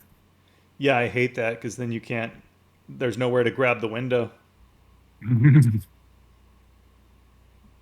This would be another problem, but I think it's also because it's Win32 that's not that easy to manipulate this taskbar. Well, we're using the standard Windows title bar. That's the only part that of the window. The menus are all custom, and I really found that it's possible to create a window without the title bar, but it's hard to get. I mean, there's some pretty subtle behavior here, like that and that. Exactly, yes. Yeah, I wouldn't want to replace this with anything else. We could. There is space up here in the menu bar, so we could do. You could have like a drop down box here, but I feel that's not very clear. I think tabs along the bottom is probably. I think that's probably the best solution. I like it on the side. This way you can reintroduce the button on the right hand side, and you can hide that if you don't want to see it. You could just reuse old code. So so this toggles that off, Yeah, that toggles that off, and you could have another button over here that toggles the tabs. like you did in the beta, or the alpha. We used to have a bar here. Yeah. It allowed you to like select. That was actually before we had this interface. Right. It allowed you to select the current object, and then I found this was a much better way to pack more information into the screen, and I think it looks so good. But what Reap Blue is referring to is we had a button over here that would toggle that. Right. The screen would come in and out on that side. This way, if you have multiple maps, it'll just pop up. Yeah. It will just show, and then if you don't, it will just go away, and you'll get what you have now. Yeah. You'll have So yeah, that's another option. I also like the tabs on the side more. Really? Yeah, I think it looks more clear or more cooler if it's on the side instead of the bottom. I'm not sure how much work it is to just toggle the position, so you can say it's side, bottom, or top, and the taskbar is rearranging them. Oh, I'm so not you sure. want both? Yeah. I don't want both. I don't know. It's just I don't know how much effort it is to create something like this. Yeah, I don't know how much. I mean, I know. I'm pretty sure like the Win32 drawing code can do sideways text. I'm pretty sure it does, and probably extra and everything else does too. It's a little bit of extra work. It might not be a lot though. I'm not sure. So maybe rotated text will be something that we add into the GUI system, or maybe it'll just be something that I code specially for the editor. Cool. Thank you for the ideas, guys. So much of this is a result of your input. Is there a way to make? Is there like a color option for the components where you can change colors? Because a component I want to write is, I want I know I can't like do arguments right now with the flow graph, but one component I was thinking of is a change color component, where if activated, it changes the color of an entity to whatever color is set in the component. Is there a option or way to have like a color picker with components? Oh yeah, that's supported already. All right.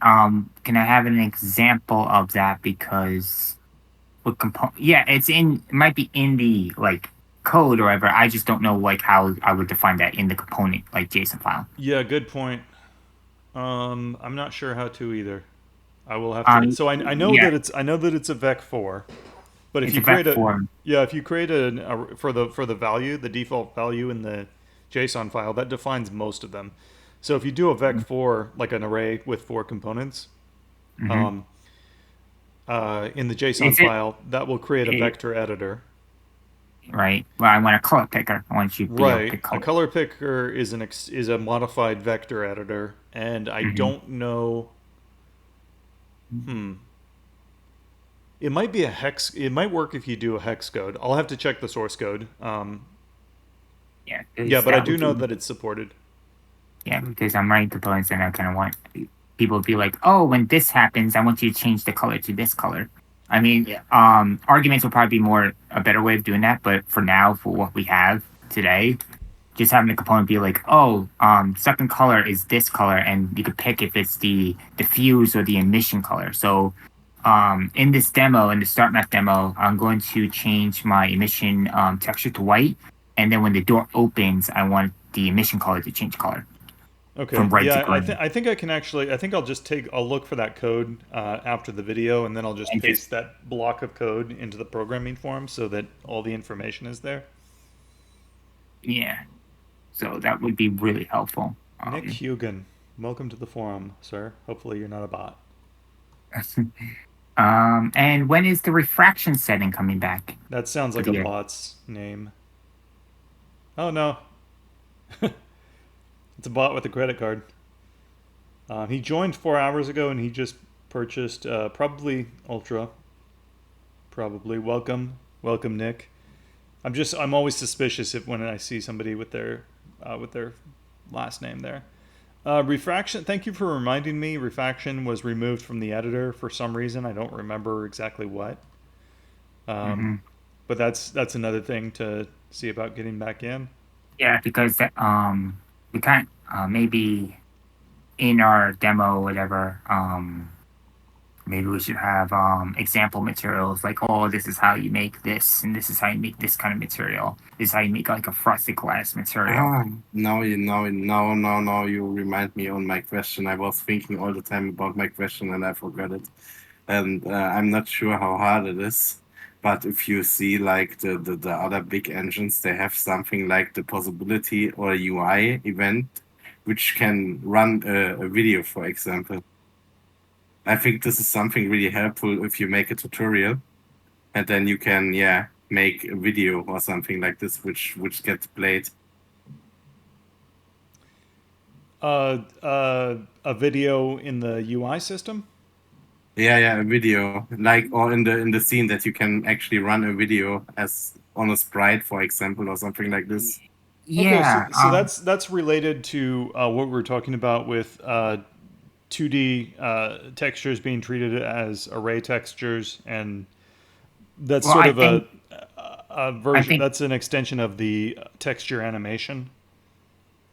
But I think Andy wants something like WebP or something integration where you could just have a video and then just play a video. That's really good for like splash movies when you have to display legal information.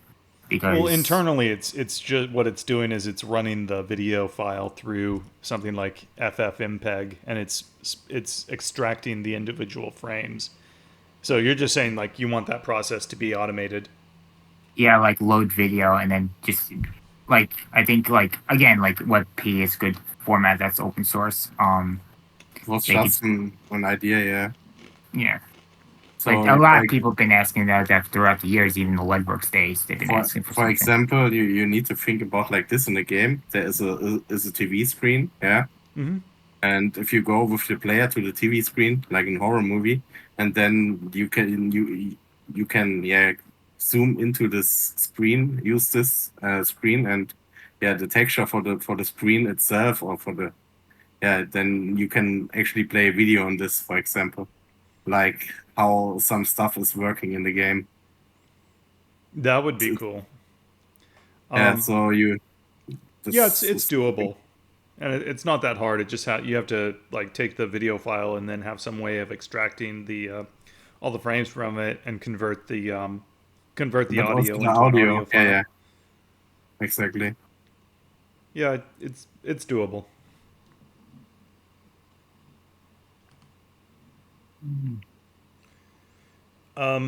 Storyteller ERK. If you have any scenes you would like me to try out, let me. You can always send them to me if you want to me to try loading leadwork scenes into Ultra. I think most people are probably creating new stuff from scratch. But if you have something that you want it converted, then I will give it a shot if you need help. Actually, that reminds me. I was porting some Cyclone props to. I just copy and paste it. The collision models for like the button base and everything was like all weird and such. That's not super surprising to me because it changed quite significantly. Yeah. Again, I just ported. I didn't look into it. I was like, well, I expected it to work, and it didn't work. I'm like, oh. I mean, I don't really care. I mean, I can make it work because I have the source files and everything. But well, collision shapes are usually pretty easy to generate again. But if there is something that you have problems with, feel free to upload it on the forum. I've also been converting a lot of Unity like scenes and stuff, and there's always stuff that goes wrong, but it's usually able to. You can usually deal with it. So Matthias asks, in which version do you think the Xerte keyboard will be supported for navigation in the editor? I don't even know what the Xerte keyboard is, but I think what we're really asking about is customizable key bindings for the editor, which that's something that we should add. That's something that I should add. Maybe not only for the editor, maybe also for that you can. This would maybe something also for the project, like keybinds, that you can define keybinds. that's what I brought up earlier. But that's a level of abstraction. I would like to do that as like either a component or as like a bit of code that's included with the project. I wrote one. Based on Steam Steam Input a while ago. Spider-Pig's using it for his project. So what it does, it turns every key into an action. So when you program, you only need to worry about what action button was pressed, and you don't really care about what key is binded to it. It works for controllers. It works for didn't have it tested for VR, and I binded it to Lua too. So so if you want to look at that, I have it. It's really simple, really straightforward. You just how well does it work for games outside of Steam? It doesn't use Steam. It's based on Steam Input, where it's the logic. You can have action and action sets. So you mean it's the idea is based on it? Oh, okay. Correct. Okay. Yeah, it's isolated. You don't need any dependencies. It uses it will always look for the active window, so you don't have to assign it a window. And it's just like you telling me you have to make a character control with like hard-coded inputs. It's like makes me sad because at the end I've known people like, oh, I want to rebind my keys, and I spent months figuring input out for Cyclone, and then I put it at my understandings and my learnings to Ultra Engine, and I made a better system, and I made a more modular system, so you could just copy and paste into your project, and you just include it. You just look for the header file, and you're good to go. Yeah, there's that, but it's also like I I want the engine examples and everything to stay really simple. And if there's like this huge layer of abstraction in between, like just being able to press the space key and get a result. Yeah, It's like that's what, one some some things are good for one situation and some things are good for the other. So yeah, that's why I haven't really been pushing it, and that's why when I said the project setting is like I don't think you want to do this because it's a level of abstraction, and you might not need the input system if you're just using a VR controller or something. But but that's something I heavily invested time into, and I made it so you can get glyphs. So it's like, oh, the A button was pressed, it would get the A button glyph, um, and then you can get whatever by it's again the old version of my systems are in Cyclone, and that's what Cyclone uses. So when you there's parts in the game where the game will show you a hint, and it would say like press mouse one to fire. But if it's bound to like a different key or a different button, it will actually report a different image, the correct image. yeah, so ERK Storyteller, his game Salvation Land will be included in the Steam bundle. Let's see. We're just waiting for Ghost. He hasn't replied to me, and I told him like, I don't know what does the interface look. I don't even know what the interface looks like on your guys' end, like for the final approval. So I can't tell people like what they need to do because I have no idea what it looks like. You go to it, and there's a big green button that says approve final proposal, And I now just nobody clicked can it. take a screenshot because everybody's done it, so it's no longer there, right?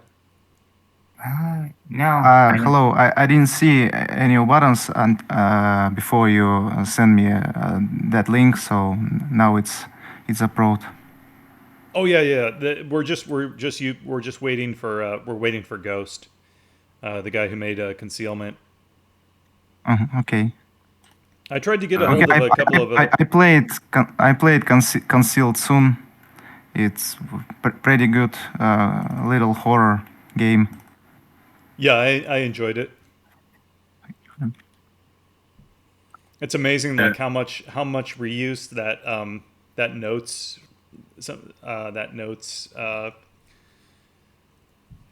add on for Leadworks got.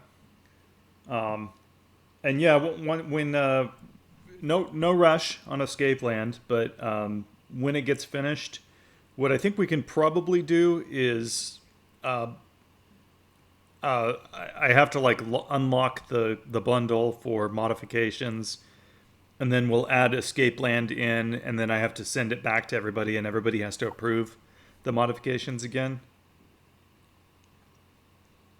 But Something else. Well, I think we can add the games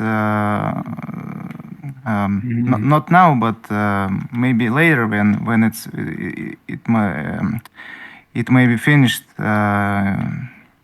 in November. It will be whenever early you're done, access. if you want Sorry to for my include English. it. So about the features which can be implemented on the Leadworks, the pretty old but great engine.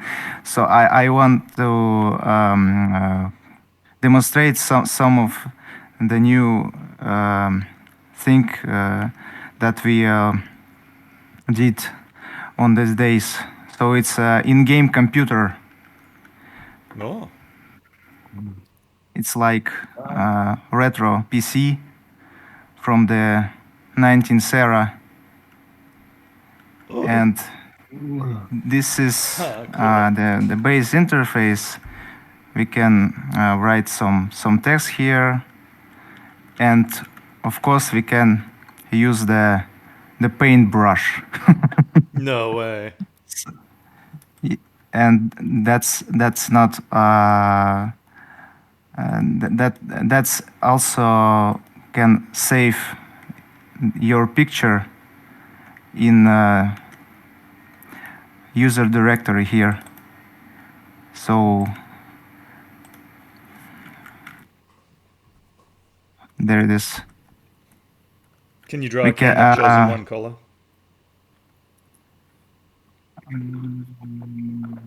Oh,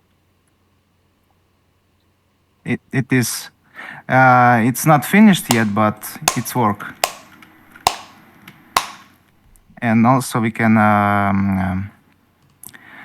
interact through this interface with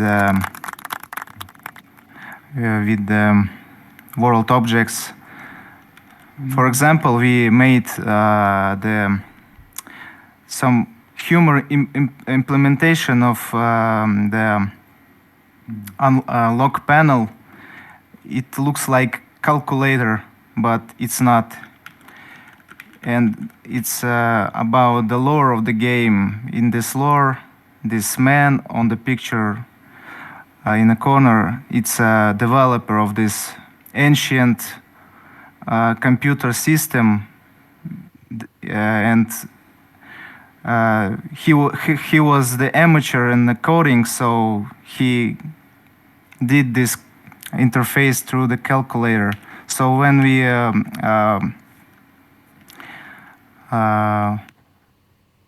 we can access the directories here, and we can show the cameras here, and we can, of course, there is the LeadWorks assets, as you can see in the retro. We leave it for the entourage, and we can open it.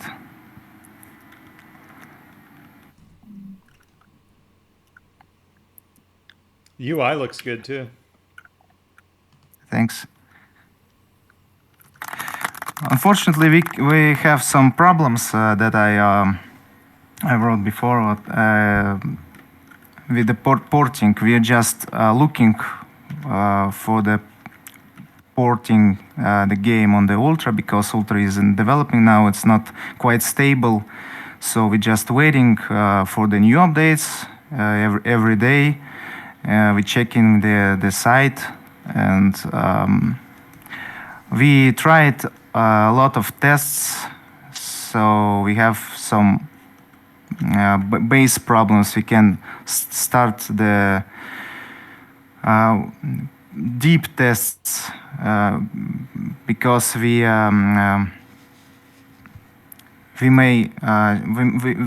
need to make sure that the whole things that we have in the LeadWorks, they will work on the new engine, so we can start the deep tests of this new engine before some of the assets, some of the textures. We want to have two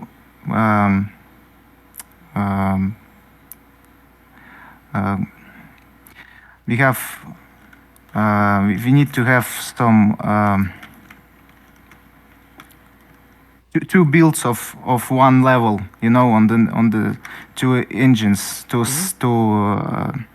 complete the tests. Okay, what are the primary features that you need from Ultra that you feel like you're waiting on? Firstly, the game uses the lot of the landscape assets, and this have a lot of outdoor levels. So the problem is we can just port the assets and the landscape on the Ultra because of this crashing. It started crashing after the resaving map in Ultra format file. So it can be opened twice or more than one. So we can start any of the work on the tests because okay, of it. If you have any scenes you want me to test, I can just run them through the debugger and I can find out whatever's wrong like right away, probably. Okay. I can send the files through the site on the personal messages. Yeah, I will do everything I can to support you guys. I know it's difficult right now because LeadWorks is no longer being actively developed and Ultra is still early access, but I'll do everything I can to help you guys. I love the work you're doing. It's very cool. I was gonna bring up, maybe it might be worth it for you to dip into the old editor code and um, make make something useful for people who want to port things from Lightworks to Ultra if you can't do it in Ultra Engine. But I don't know. Going back into the Leadworks code would be It's something you don't want to do. I know that feeling. difficult. Yeah. So, but like his problem with the train, there's a way to actually like export that like height map or whatever, so he could just reload it into Ultra Engine and have his train back. That'd be great. Well, I mean, once I have the scenery, like I think I'll be able to do it without too much trouble. The vegetation might not carry over because it's a completely different system. But Yeah. the terrain painting will, even if I have to code something special for it, which I did have to write some special code for some Unity scenes that I'm importing. But we can still get it done. All right. I have something. We was talking about the input system, and I work with another engine for the work for the project I told you, and there is a function. It's called key just released, and I think it's a function which resets the key which gets released after the frame. So yeah, you can check if the key was pressed in this exact frame or So it's get it the released opposite in of the key hit command. yeah, exactly. But Okay. it gets resetted after the frame. So yeah, I think it's worked like this that it's get it resetted because at the moment if you make key hit and you press key hit before, or you press the key before, then key hit is also um yeah resulting in a true value. So That's okay. So we do have that right now with you can, if you intercept the event, there is a key up event. And so what we could do is just like how the key down sets a flag so that the next time key hit with that key is called, it returns true and then it resets. We could do the exact same thing with the key up event. We could just have it set a flag in the key release. but command.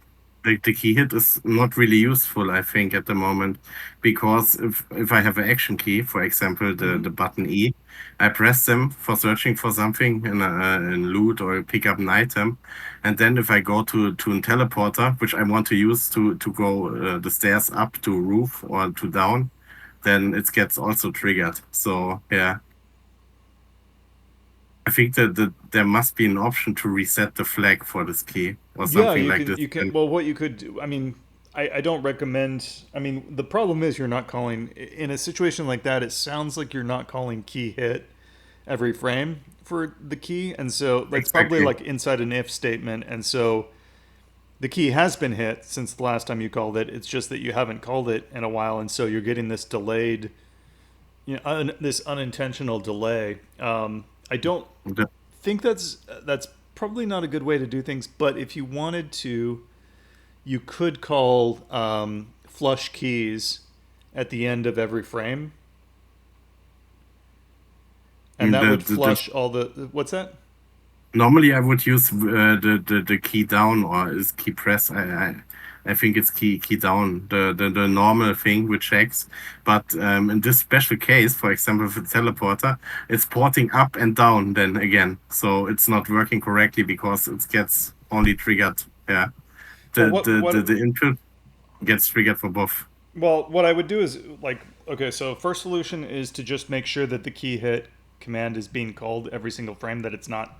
I mean, so you can put that in. You can set that to like a variable. I would do something like. Mm.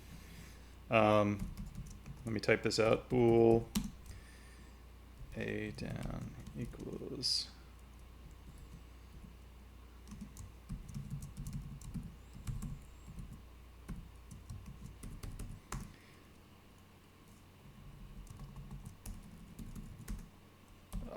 Come on, Discord. I know what you mean, and then I check the variable if it's true. And then the other thing you can do is at the end of your main loop, you could just call window. I think you can do this.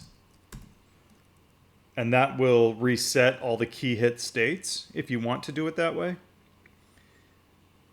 I think that would be safe because then the new key hits would not be received until your next call to anything that triggers the window event system. I think you can do that. I think this would be the best solution. Okay. And then so you're also saying like another command that would be like window key released key D. Yeah, I like want that. I implemented a key release function in my input system, but I don't think it works well. I have it like this, but the formattation is pretty shit at the moment because the window is so small, I think. Let's see. You see the key hit is after the if window. There's your problem. Oh, okay. So this only happens on the collide. Exactly. Okay. Another option. Yeah. Okay. I So think this the only flash gets. key, Another flash key option should would get- be to. You also can do. I believe you can do. Order teleport. Let's see.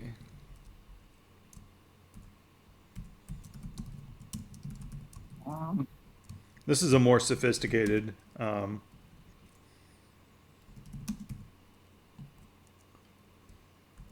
way of dealing with events. This is actually like, this will give you a lot. If you just intercept the event, and then it would be like,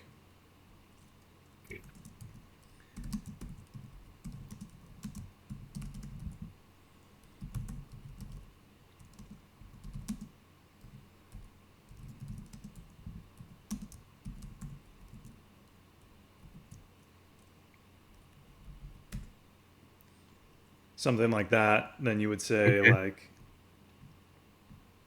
Then I need to register or is this a function from the component, the process event?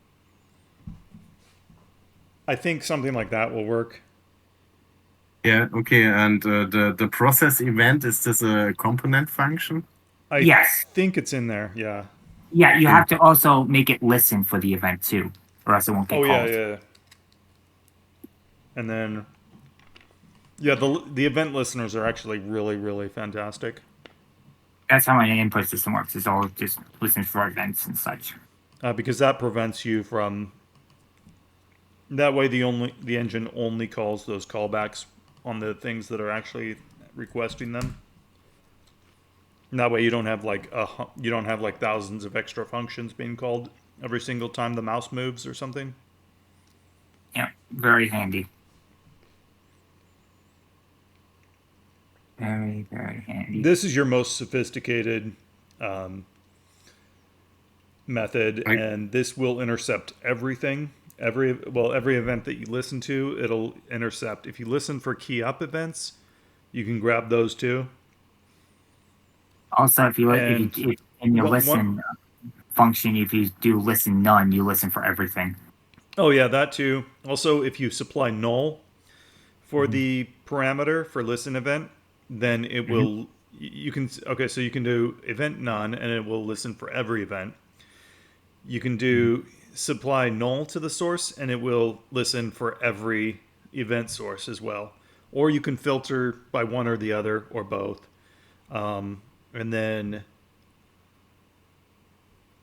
one other issue with this approach, key hit is nice and fast, but if you have two different components, or if key hit is called anywhere else in your code, maybe by a component that somebody else wrote, then it will cause one of those components. It'll cause one of those key hit calls to return false because it was already called. So the event system like this, processing, intercepting the event like that is, it's a better way to do things because you you'll always get the event. Key hit is just like, it's so convenient. And it's really nice for writing a simple example code. Yeah, I tried already the flash key. And when I use the flash key, the character isn't moving that good anymore. So I think I will try this approach, or I set it as a variable like you showed before.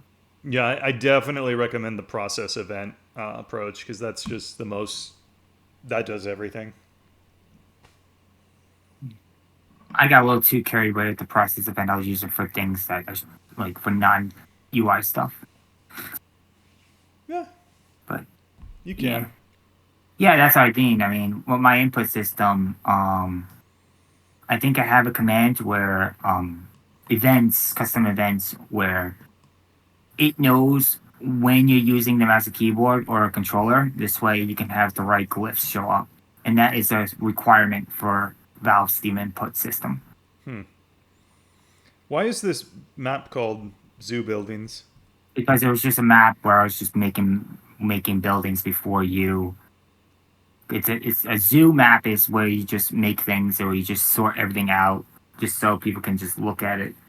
So I it's was just making building. I thought it was buildings at a zoo, but this is a zoo for buildings. Yeah, Right. I was just making buildings, and then you came in and you added a train walls around it. I'm like, oh, I guess this is going to be the map now. Tricky. So going back to here's another example of environment probes. This is what things look like without an environment probe. Being able to mix indoor and outdoor lighting is very important, and if you don't have environment probes that are like very strictly controlled, then it looks like this. You have all this weird blue reflections inside.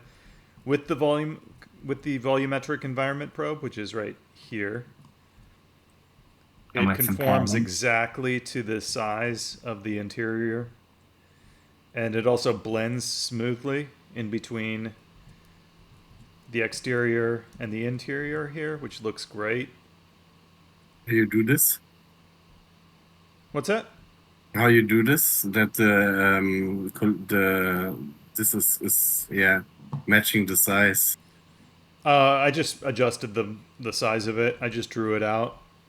Oh yeah, And because I'm not sure also if this is something which require many work to do, but maybe think about, you have a lot of buildings, so, and you need to probe for every room, and then you need to change the probe for every room for itself. It take a long time to adjust the size. And if there would be a function like that, you can automate the size, like it checks where the next collision is or something with a raycast. I'm not sure, and then you can maybe try to assign the size for itself. yeah, Or at least I the thought basic about size. that. I just couldn't think of a way to I would make not it. be, Oh, I don't have grid snap on. I would not be doing that in a 3D viewport. If I need precise, I always do. I always use the 3D viewport. I never use the 2D viewports, hardly. I can't use the 2D viewports in my scene. There is too much. You can't use it in a larger open world scene. I think using the 2D viewports is not possible. I can show you how the 2D viewports are looking at the moment. Well, maybe there can be a way to disable the terrain in the 2D viewport. It's I not think the that's terrain. It's also other objects. I don't know. I just need my 4 viewports. I'm good. Let's take a look at the top. They made a screenshot. This is how my viewport is looking in my current map, for example. Oh, with all the trees, yeah. Let's take a look. Well, I think a while ago we brought up the idea of viz groups or something, and groups. We still don't have groups. I think a function to Oh, yeah. to resize a probe would be cool. that you send 4 raycasts for every direction out, and whenever this cast is hitting, you have the local point in the world. Okay, so let's see. Maybe How would this that would work? That would, yeah, that would give you that would make things pretty close in most cases. And then you just It wouldn't be adjust perfect, it. but it would Save a lot of time. probably, it would be pretty good. At least you have a starting point. Yeah.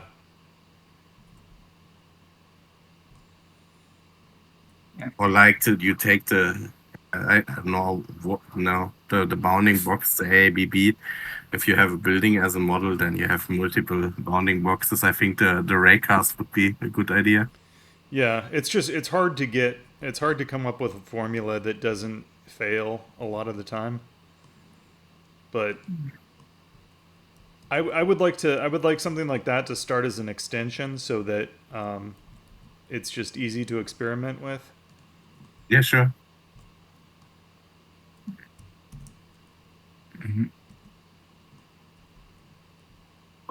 Okay, so I haven't gone through and made sure that that every edge is perfect, but that looks pretty good.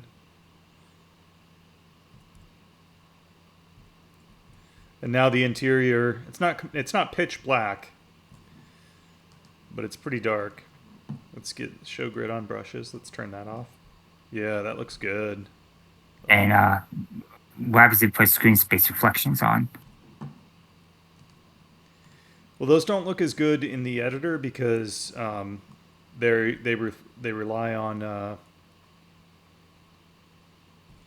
So you can tell they're like a frame behind. So if it's running in real time, you don't have that problem. Yeah, but at least you can look at it and say, "Ooh." Yeah. Ooh. I don't know. Yeah, those are cool though.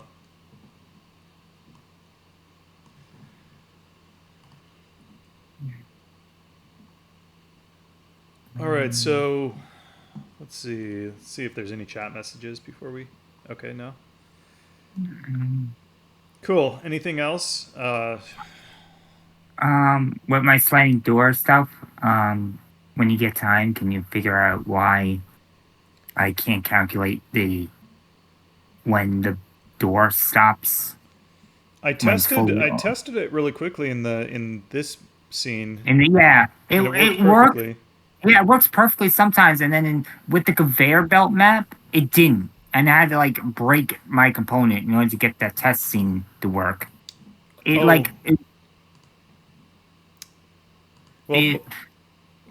yeah, that reminds me. I have a few ideas of how you might have done this, but I want to hear how did you. I just made a sliding door. Hope it didn't break, and I just made it move on the x-axis, and then I have another sliding door pushing the box. So this is a sliding door that they're all sitting on, and it's invisible. And then there's another sliding door right here that's just pushing this one. Yep. That's what I thought. And does it go when it drops down? Does it drop below the door so it's no longer? The door gets right up to the edge, and the box just falls over. Oh, okay. So the door stops here. Yeah, or else it would be jamming the box into the wall. Yeah. Yeah. Okay. My guess was that it was just hitting the very top of it. And yeah. Okay. Yeah, and also I could probably just give you the map and assets, so you can test it. I made a really big door, and the joint was failing, it was sinking a little bit, and it was it was, again, like I said, it was an example put together by duct tape and glue of what I had. I had to comment things out for the sliding door script because, again, I thought I was done. I thought once it's fully opened, it would says massive 0. What it was doing is that the fully opened method was getting called right when the door moved, and then it was automatically setting its mass to 0. What's your criteria for the door being considered open? If it goes to when it hits its limit, it's based on distance. Moving. Well, yeah, that's how it did in Cyclone. It works flawlessly in Cyclone. Okay. But then I tried to apply the same math to Ultra Engine, and I was getting inaccurate results, and then I modified it to get it to where I thought it was working until I made this example, and then everything broke. Then I was like, wait, why is this not working? Okay. Well, I'll take a look at the code, and it's probably something very Yeah, simple. I sent you the sliding door script from Cyclone, and you could check what I did there versus what I do now. Where did And you if you send it? test, in our group chat thingy. In Discord? Because yes, I sent you two. I sent you the swinging okay, door. okay. How long ago was Yeah, that? and that was like the other day. Okay. That was when you fixed the swinging door, and he said, "Oh, you gotta use transform normal instead of transform point." I'm like, "Well, transform point worked in Cyclone, and It that's shouldn't why have. I did, and Yeah, that's probably because the object at the time of that was occurred, probably the object was oriented at the origin, in which case transforming the point and the normal would be the same, would give the point and the vector would give you the same result. well, that's how the box dropper works in the Cyclone. It's a Yeah, rotating door. I'm not sure, but so he put this together in like I An wanted to hour. show off. Yeah, I wanted to show off the texture scrolling, and I didn't want to just talk about it. I wanted to show an actual practical example that communicated it visually. And I found this conveyor belt on Sketchfab, and I uploaded that to the workshop. And I added the texture scrolling material, and I had like kind of a vague idea of like, oh, it'd be cool if you had like some boxes, and like one of them there was like an L, like a T shape. But then like I was really surprised in like a couple of hours or something, in a very short amount of time, like on the same day, he uploaded this screenshot, which I thought it just there's so much stuff in here I wouldn't have thought of. Yeah. Yeah, I did it like quickly after work. It's kind of rushed. And also, I just remembered it's not one big sliding door, it's multiple sliding doors because the sliding door kept sinking because it was, I guess, because the brush was too big and the joint was just failing. So I had to make multiple sliding doors and they all open at the same time. Well, it looks it looks great. It looks great. I wouldn't ship like that. There's Right. probably going to be a lot of prawns, but for a little GIF or GIF, however you want to say it, showing texture scrolling. That's what we wanted. Yeah, that's it.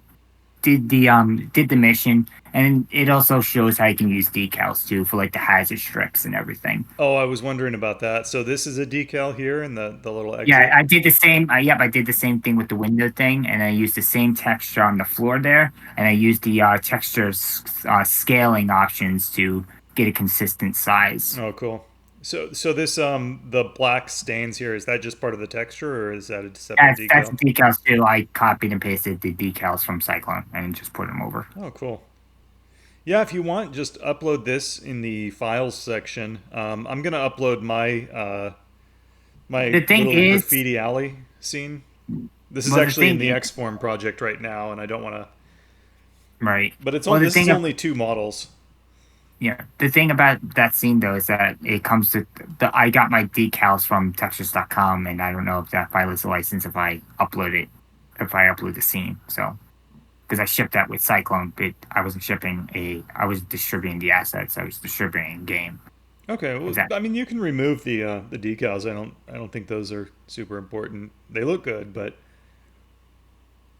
And also the file structure is kind of messy. I think I well, put everything same up. here. But it's, I mean, this is like crazy. Like the model files and the ping I used for the graffiti here. It's like got this huge. It's in the wrong folder, and it's got this huge long name. But who cares? I'm just gonna upload it so that people can play with it. I Oh, posted an idea. What's that?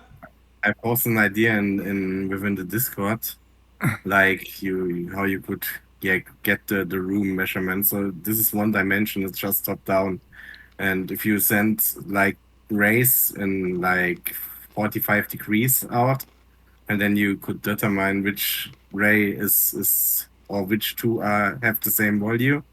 Yeah. Or and then you have to size because there might be a door or something when you only send 4, and then good the point. box would flip infinite.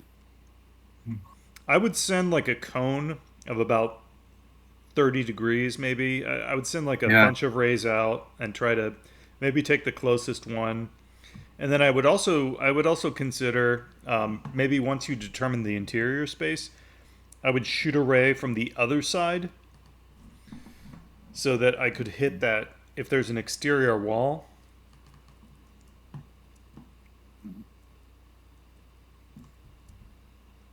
Like you could shoot rays out and get the interior space, and then once you establish that, you could shoot a ray within like, say like 1 or 2 meters in the other direction, and if it hits a wall here, then you could use that to adjust the padding. Yeah. Like that would work pretty much 100% of the time for these buildings. I think this feature would be actually a big time saver. Yeah, I think so too. It wouldn't work 100% of the time, but I think we could probably come up with something that would work most, 4 out of 5 times maybe. Just to get a starting point that you don't need to scale it all the time. Yeah. Yeah, that's a good idea.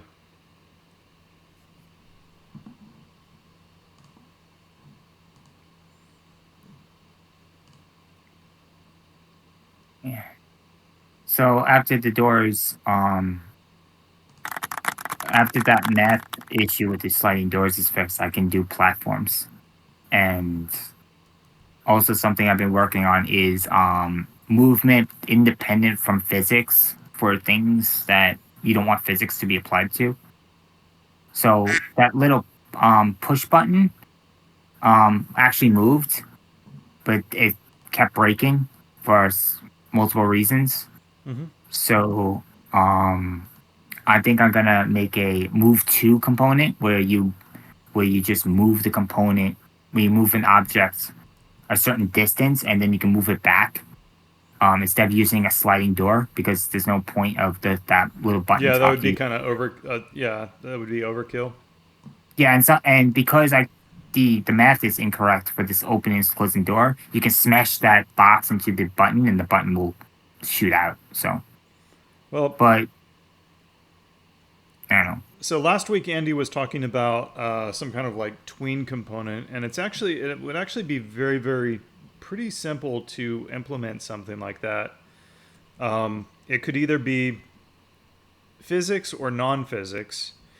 Maybe perhaps if the object has 0 mass, it would just move it manually, and if it had non-zero mass, then it would assume that it should use the physics system, and it should create a temporary kinematic joint.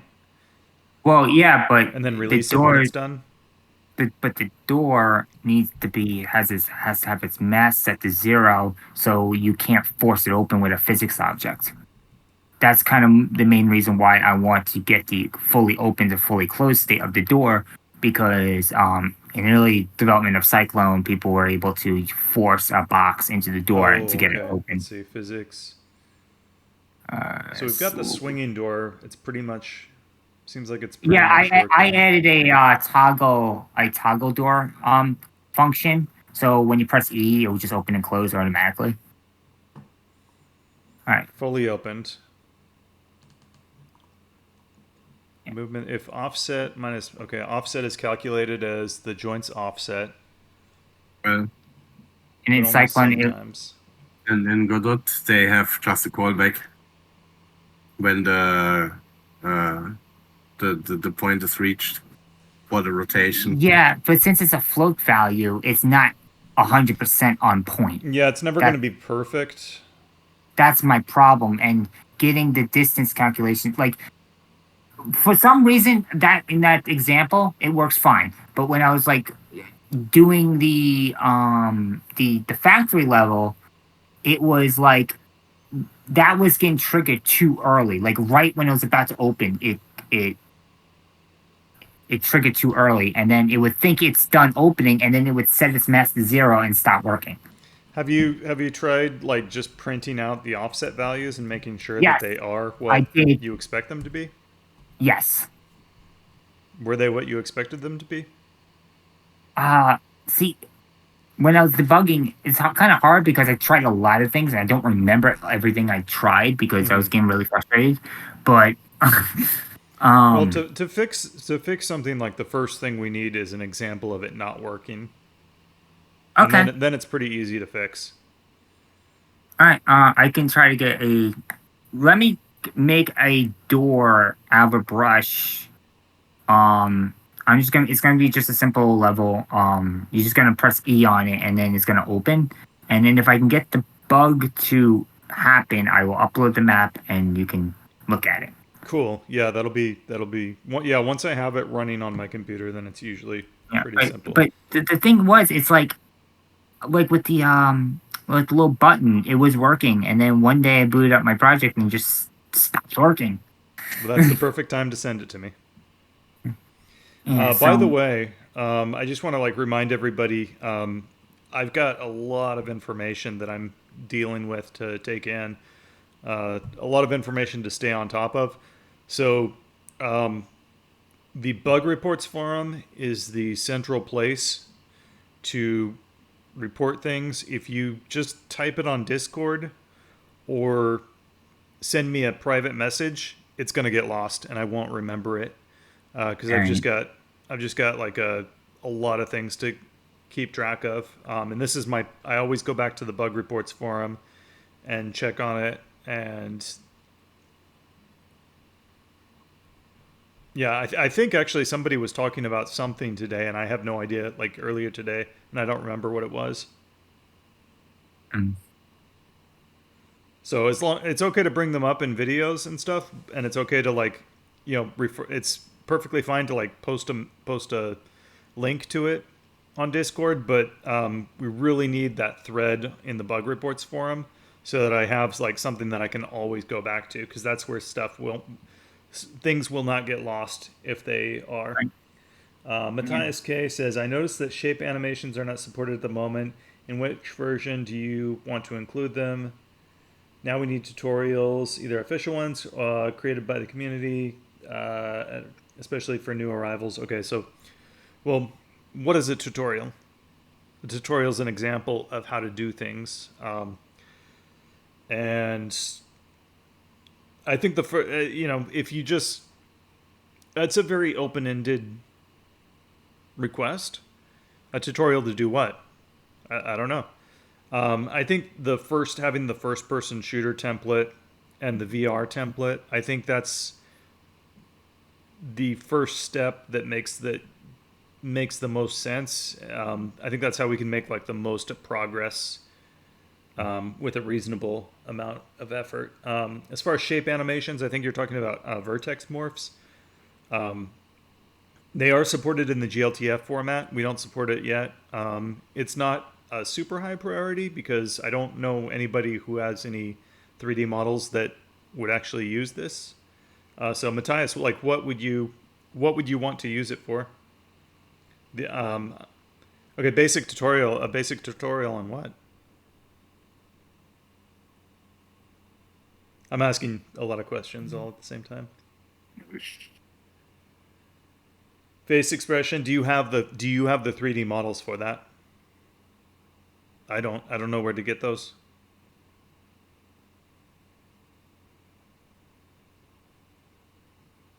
When the workshop video will be uploaded probably today.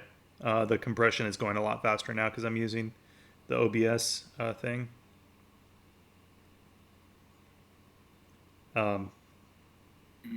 Yeah, how many people have a 3D model with different face expressions on it? I have VRM models with facial expressions. VRMs are just a rebranded GLTF format for virtual reality avatars. Are they yours to use? Do you have rights to use I them? made that in Vroid, and I think Vroid, you have the rights to use them because people use Vroid all the time. Can we see them? Like, you don't have to show them right now if they're not ready. But I'd be interested in seeing those. Okay. Yeah, See you later, yeah, Kulex. Thank you for joining yeah. us. So what it is just like an avatar anime creator. It's Leroy.com. It's some Japanese program. And it's actually It's actually a Unity program. Surprisingly. Leroy Yep. Studio. Yep. And people use this to make avatars for like VR chat and such. I've never heard of this. It's like steroid. Yeah. I'm on V. Are you on steroids? No, bro. I got something better. I'm on V-roids. Let's go. They changed their site a lot. This is like the main page. Are they the- all the- like the- anime? By default, but if you're creative, you can make a lot of cool things. But but they're all rigged to the same bones, and they have facial expressions. And I mean, it's not. I mean, if you were making like a VR chat competitor, you probably want to support VRMs. But I don't know if this is like really good for like game design or something. I don't know. It's just something Okay. I found and thought it was interesting, especially for like facial expressions, because they actually have sliders for the eyes and lips and all that. And I thought that was really cool. And that would be really cool if there was like an API interface for adjusting facial expressions. But Their website could use some work. yeah, well, Yeah, if you want to upload some screenshots of what you've got on, we can take a look at it. That would be interesting. yeah, I'll do it in the group chat. Ish. But yeah, mine is Or very next simple. 'cause week or whenever. Yeah, I have it on my M1. I don't have it on my main PC, but Okay. yeah. But I can upload the actual model if you want it, or just like a test model. Maybe you Yeah, could for just sure. make an importer, and you'll just import the VRM. But the Okay. progress from the engine is really good. Yes. Thank you. All the features to say something good, and not only to say something new ideas. So it's kind of fun to work with. It gets better every day. This hope That's gains true, in the yes. server another day. Yeah, really appreciate your guys' input and also your reviews on Steam. By the way, if you haven't added your Steam review, or you would like to press the Facebook like button, or I guess this is YouTube like button, feel free to do so. Okay, I already said it. So this weekend, I'll take a look at the sliding door, like if you Yeah. are able to produce an error. And I kind of want to get the weapons back in because I want to shoot some of these bad guys. Yes. That's what I was gonna ask about. Besides platforms, simple movement we gotta look into, and then we can start shooting things. And then we need things to shoot at. We got somebody to shoot at. Oh yeah. This See. handsome creature.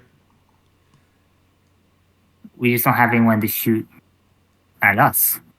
We have something to attack us, but not to shoot at us. Well, we've got the Merc model that we might be able to reuse, or we might. I can go back to the same author, and he's got some soldier type stuff too. Speaking of the Merc model, one thing I came across, if we can reuse one of those soldier models for our player model, we can actually have first person shadows. What? Yeah, because if you set the render layer, because the first person component code, it disables the shadows because you're a cylinder. But if you comment that code out, you will actually see the shadows for the cylinder. So you can actually hide the mesh of the character, but you can still see the shadow. No, that'd be kind of cool. Yes. But this will be a bit harder than you think, because you have only hands, and for this you need a model with the hands, with the exact same hands. Yeah, but like in Counter-Strike, and Well, to have a good looking shadow, I think it's not possible to use just a Mixamo model, for example, the Merc or something else. Well, I'm saying like it's possible if you have the art assets to do it. It's possible. Yeah. Well, I think it's just the kind of thing where we'll have to try it and see. And it's just an idea that I found accidentally because I forgot to disable shadows, and then I saw that I was a walking cylinder. Yeah. Yeah, we can try it out and just see what the results are. And no matter what, like, we'll learn. But yeah, I guess the biggest thing remaining, like the biggest art as far as art assets go, everybody keep your eyes open for blood. Maybe we just need to like get a can of paint and go in the backyard and throw it into the air and videotape it. But A question about Newton itself. We have the collider groups, right? And is it possible to create own groups on an easy way? Like, for example, on Bullet, you have a collision mask and a collision group where the object is in. And you can easily create, some own stuff like this. Because at the moment, for example, if you have an interaction script, and I think this is also in XFilm, the thing. So if you make a raycast towards all the objects, you get a hit even with an object you don't want to hit. So you need to disable the hit complete. But option to have a group for like interactive objects or something like this. yeah, I just will linked make it to easier. I just linked to the command for that. You can add your own collision types. Newton Okay. doesn't actually do any like it's completely up to the end user how to do the filtering. There's just a callback Okay. for it. So the collision types is something we implement, but that would be your first place to stop and then to look at. And then if that isn't able to handle it, then please let me know. Also, is it possible to determine the hit result from the pick in the for a certain group then? That you only get the hit callback when you hit something from the given group. I think we might have a callback for that. Oh yeah, there's a filter. There's a filter callback. Is that what you mean? I'm not sure if it's with the filter. It's just as I said, I'm not that familiar with Newton. I know Bullet a bit better, and there you can set an mask and a group which results you want to get. So you get only the hit when it actually hit the object you want to hit. Okay, so for picking, picking is not a physics thing. Well, it's a little bit more complicated than that because some object types do use Newton for the raycasting, and some of them Okay. don't. But there's an example here that has a very nice GIF, I guess. The world pick function, which I linked to, it has a callback filter that you can use.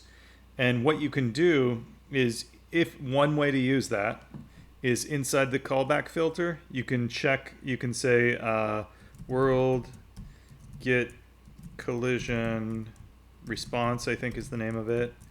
And then E1 get collision type. Okay. So I And also this- can check if it has a certain tag assigned. I think this would be even better. Or you can use tags, or you can check for a specific entity. And there's also an extra parameter that you can pass to the callback in case you need that to store some information. I think this So- would be even better. Yeah. Okay, cool. So that should cover just about, I think that'll cover everything that you need. Yeah. I think this is even easier than to create own physics groups, and yeah. Yeah, probably. All right. I'm about ready for lunch. Yeah, I'm gonna try to reproduce the door bug, and I want to make some changes to the player interaction, and then I'm gonna push what I have, and then just let me know what you want me to do next, because otherwise Okay. I'm just gonna find something to do. Uh-oh. Yeah. All right. Well, thank you everyone for joining today. It was a great session, and wow, we started it. Wow, that was 3 hours. Okay, cool. Yeah. Very good discussion, and thank you for joining. And I will see you on the forum.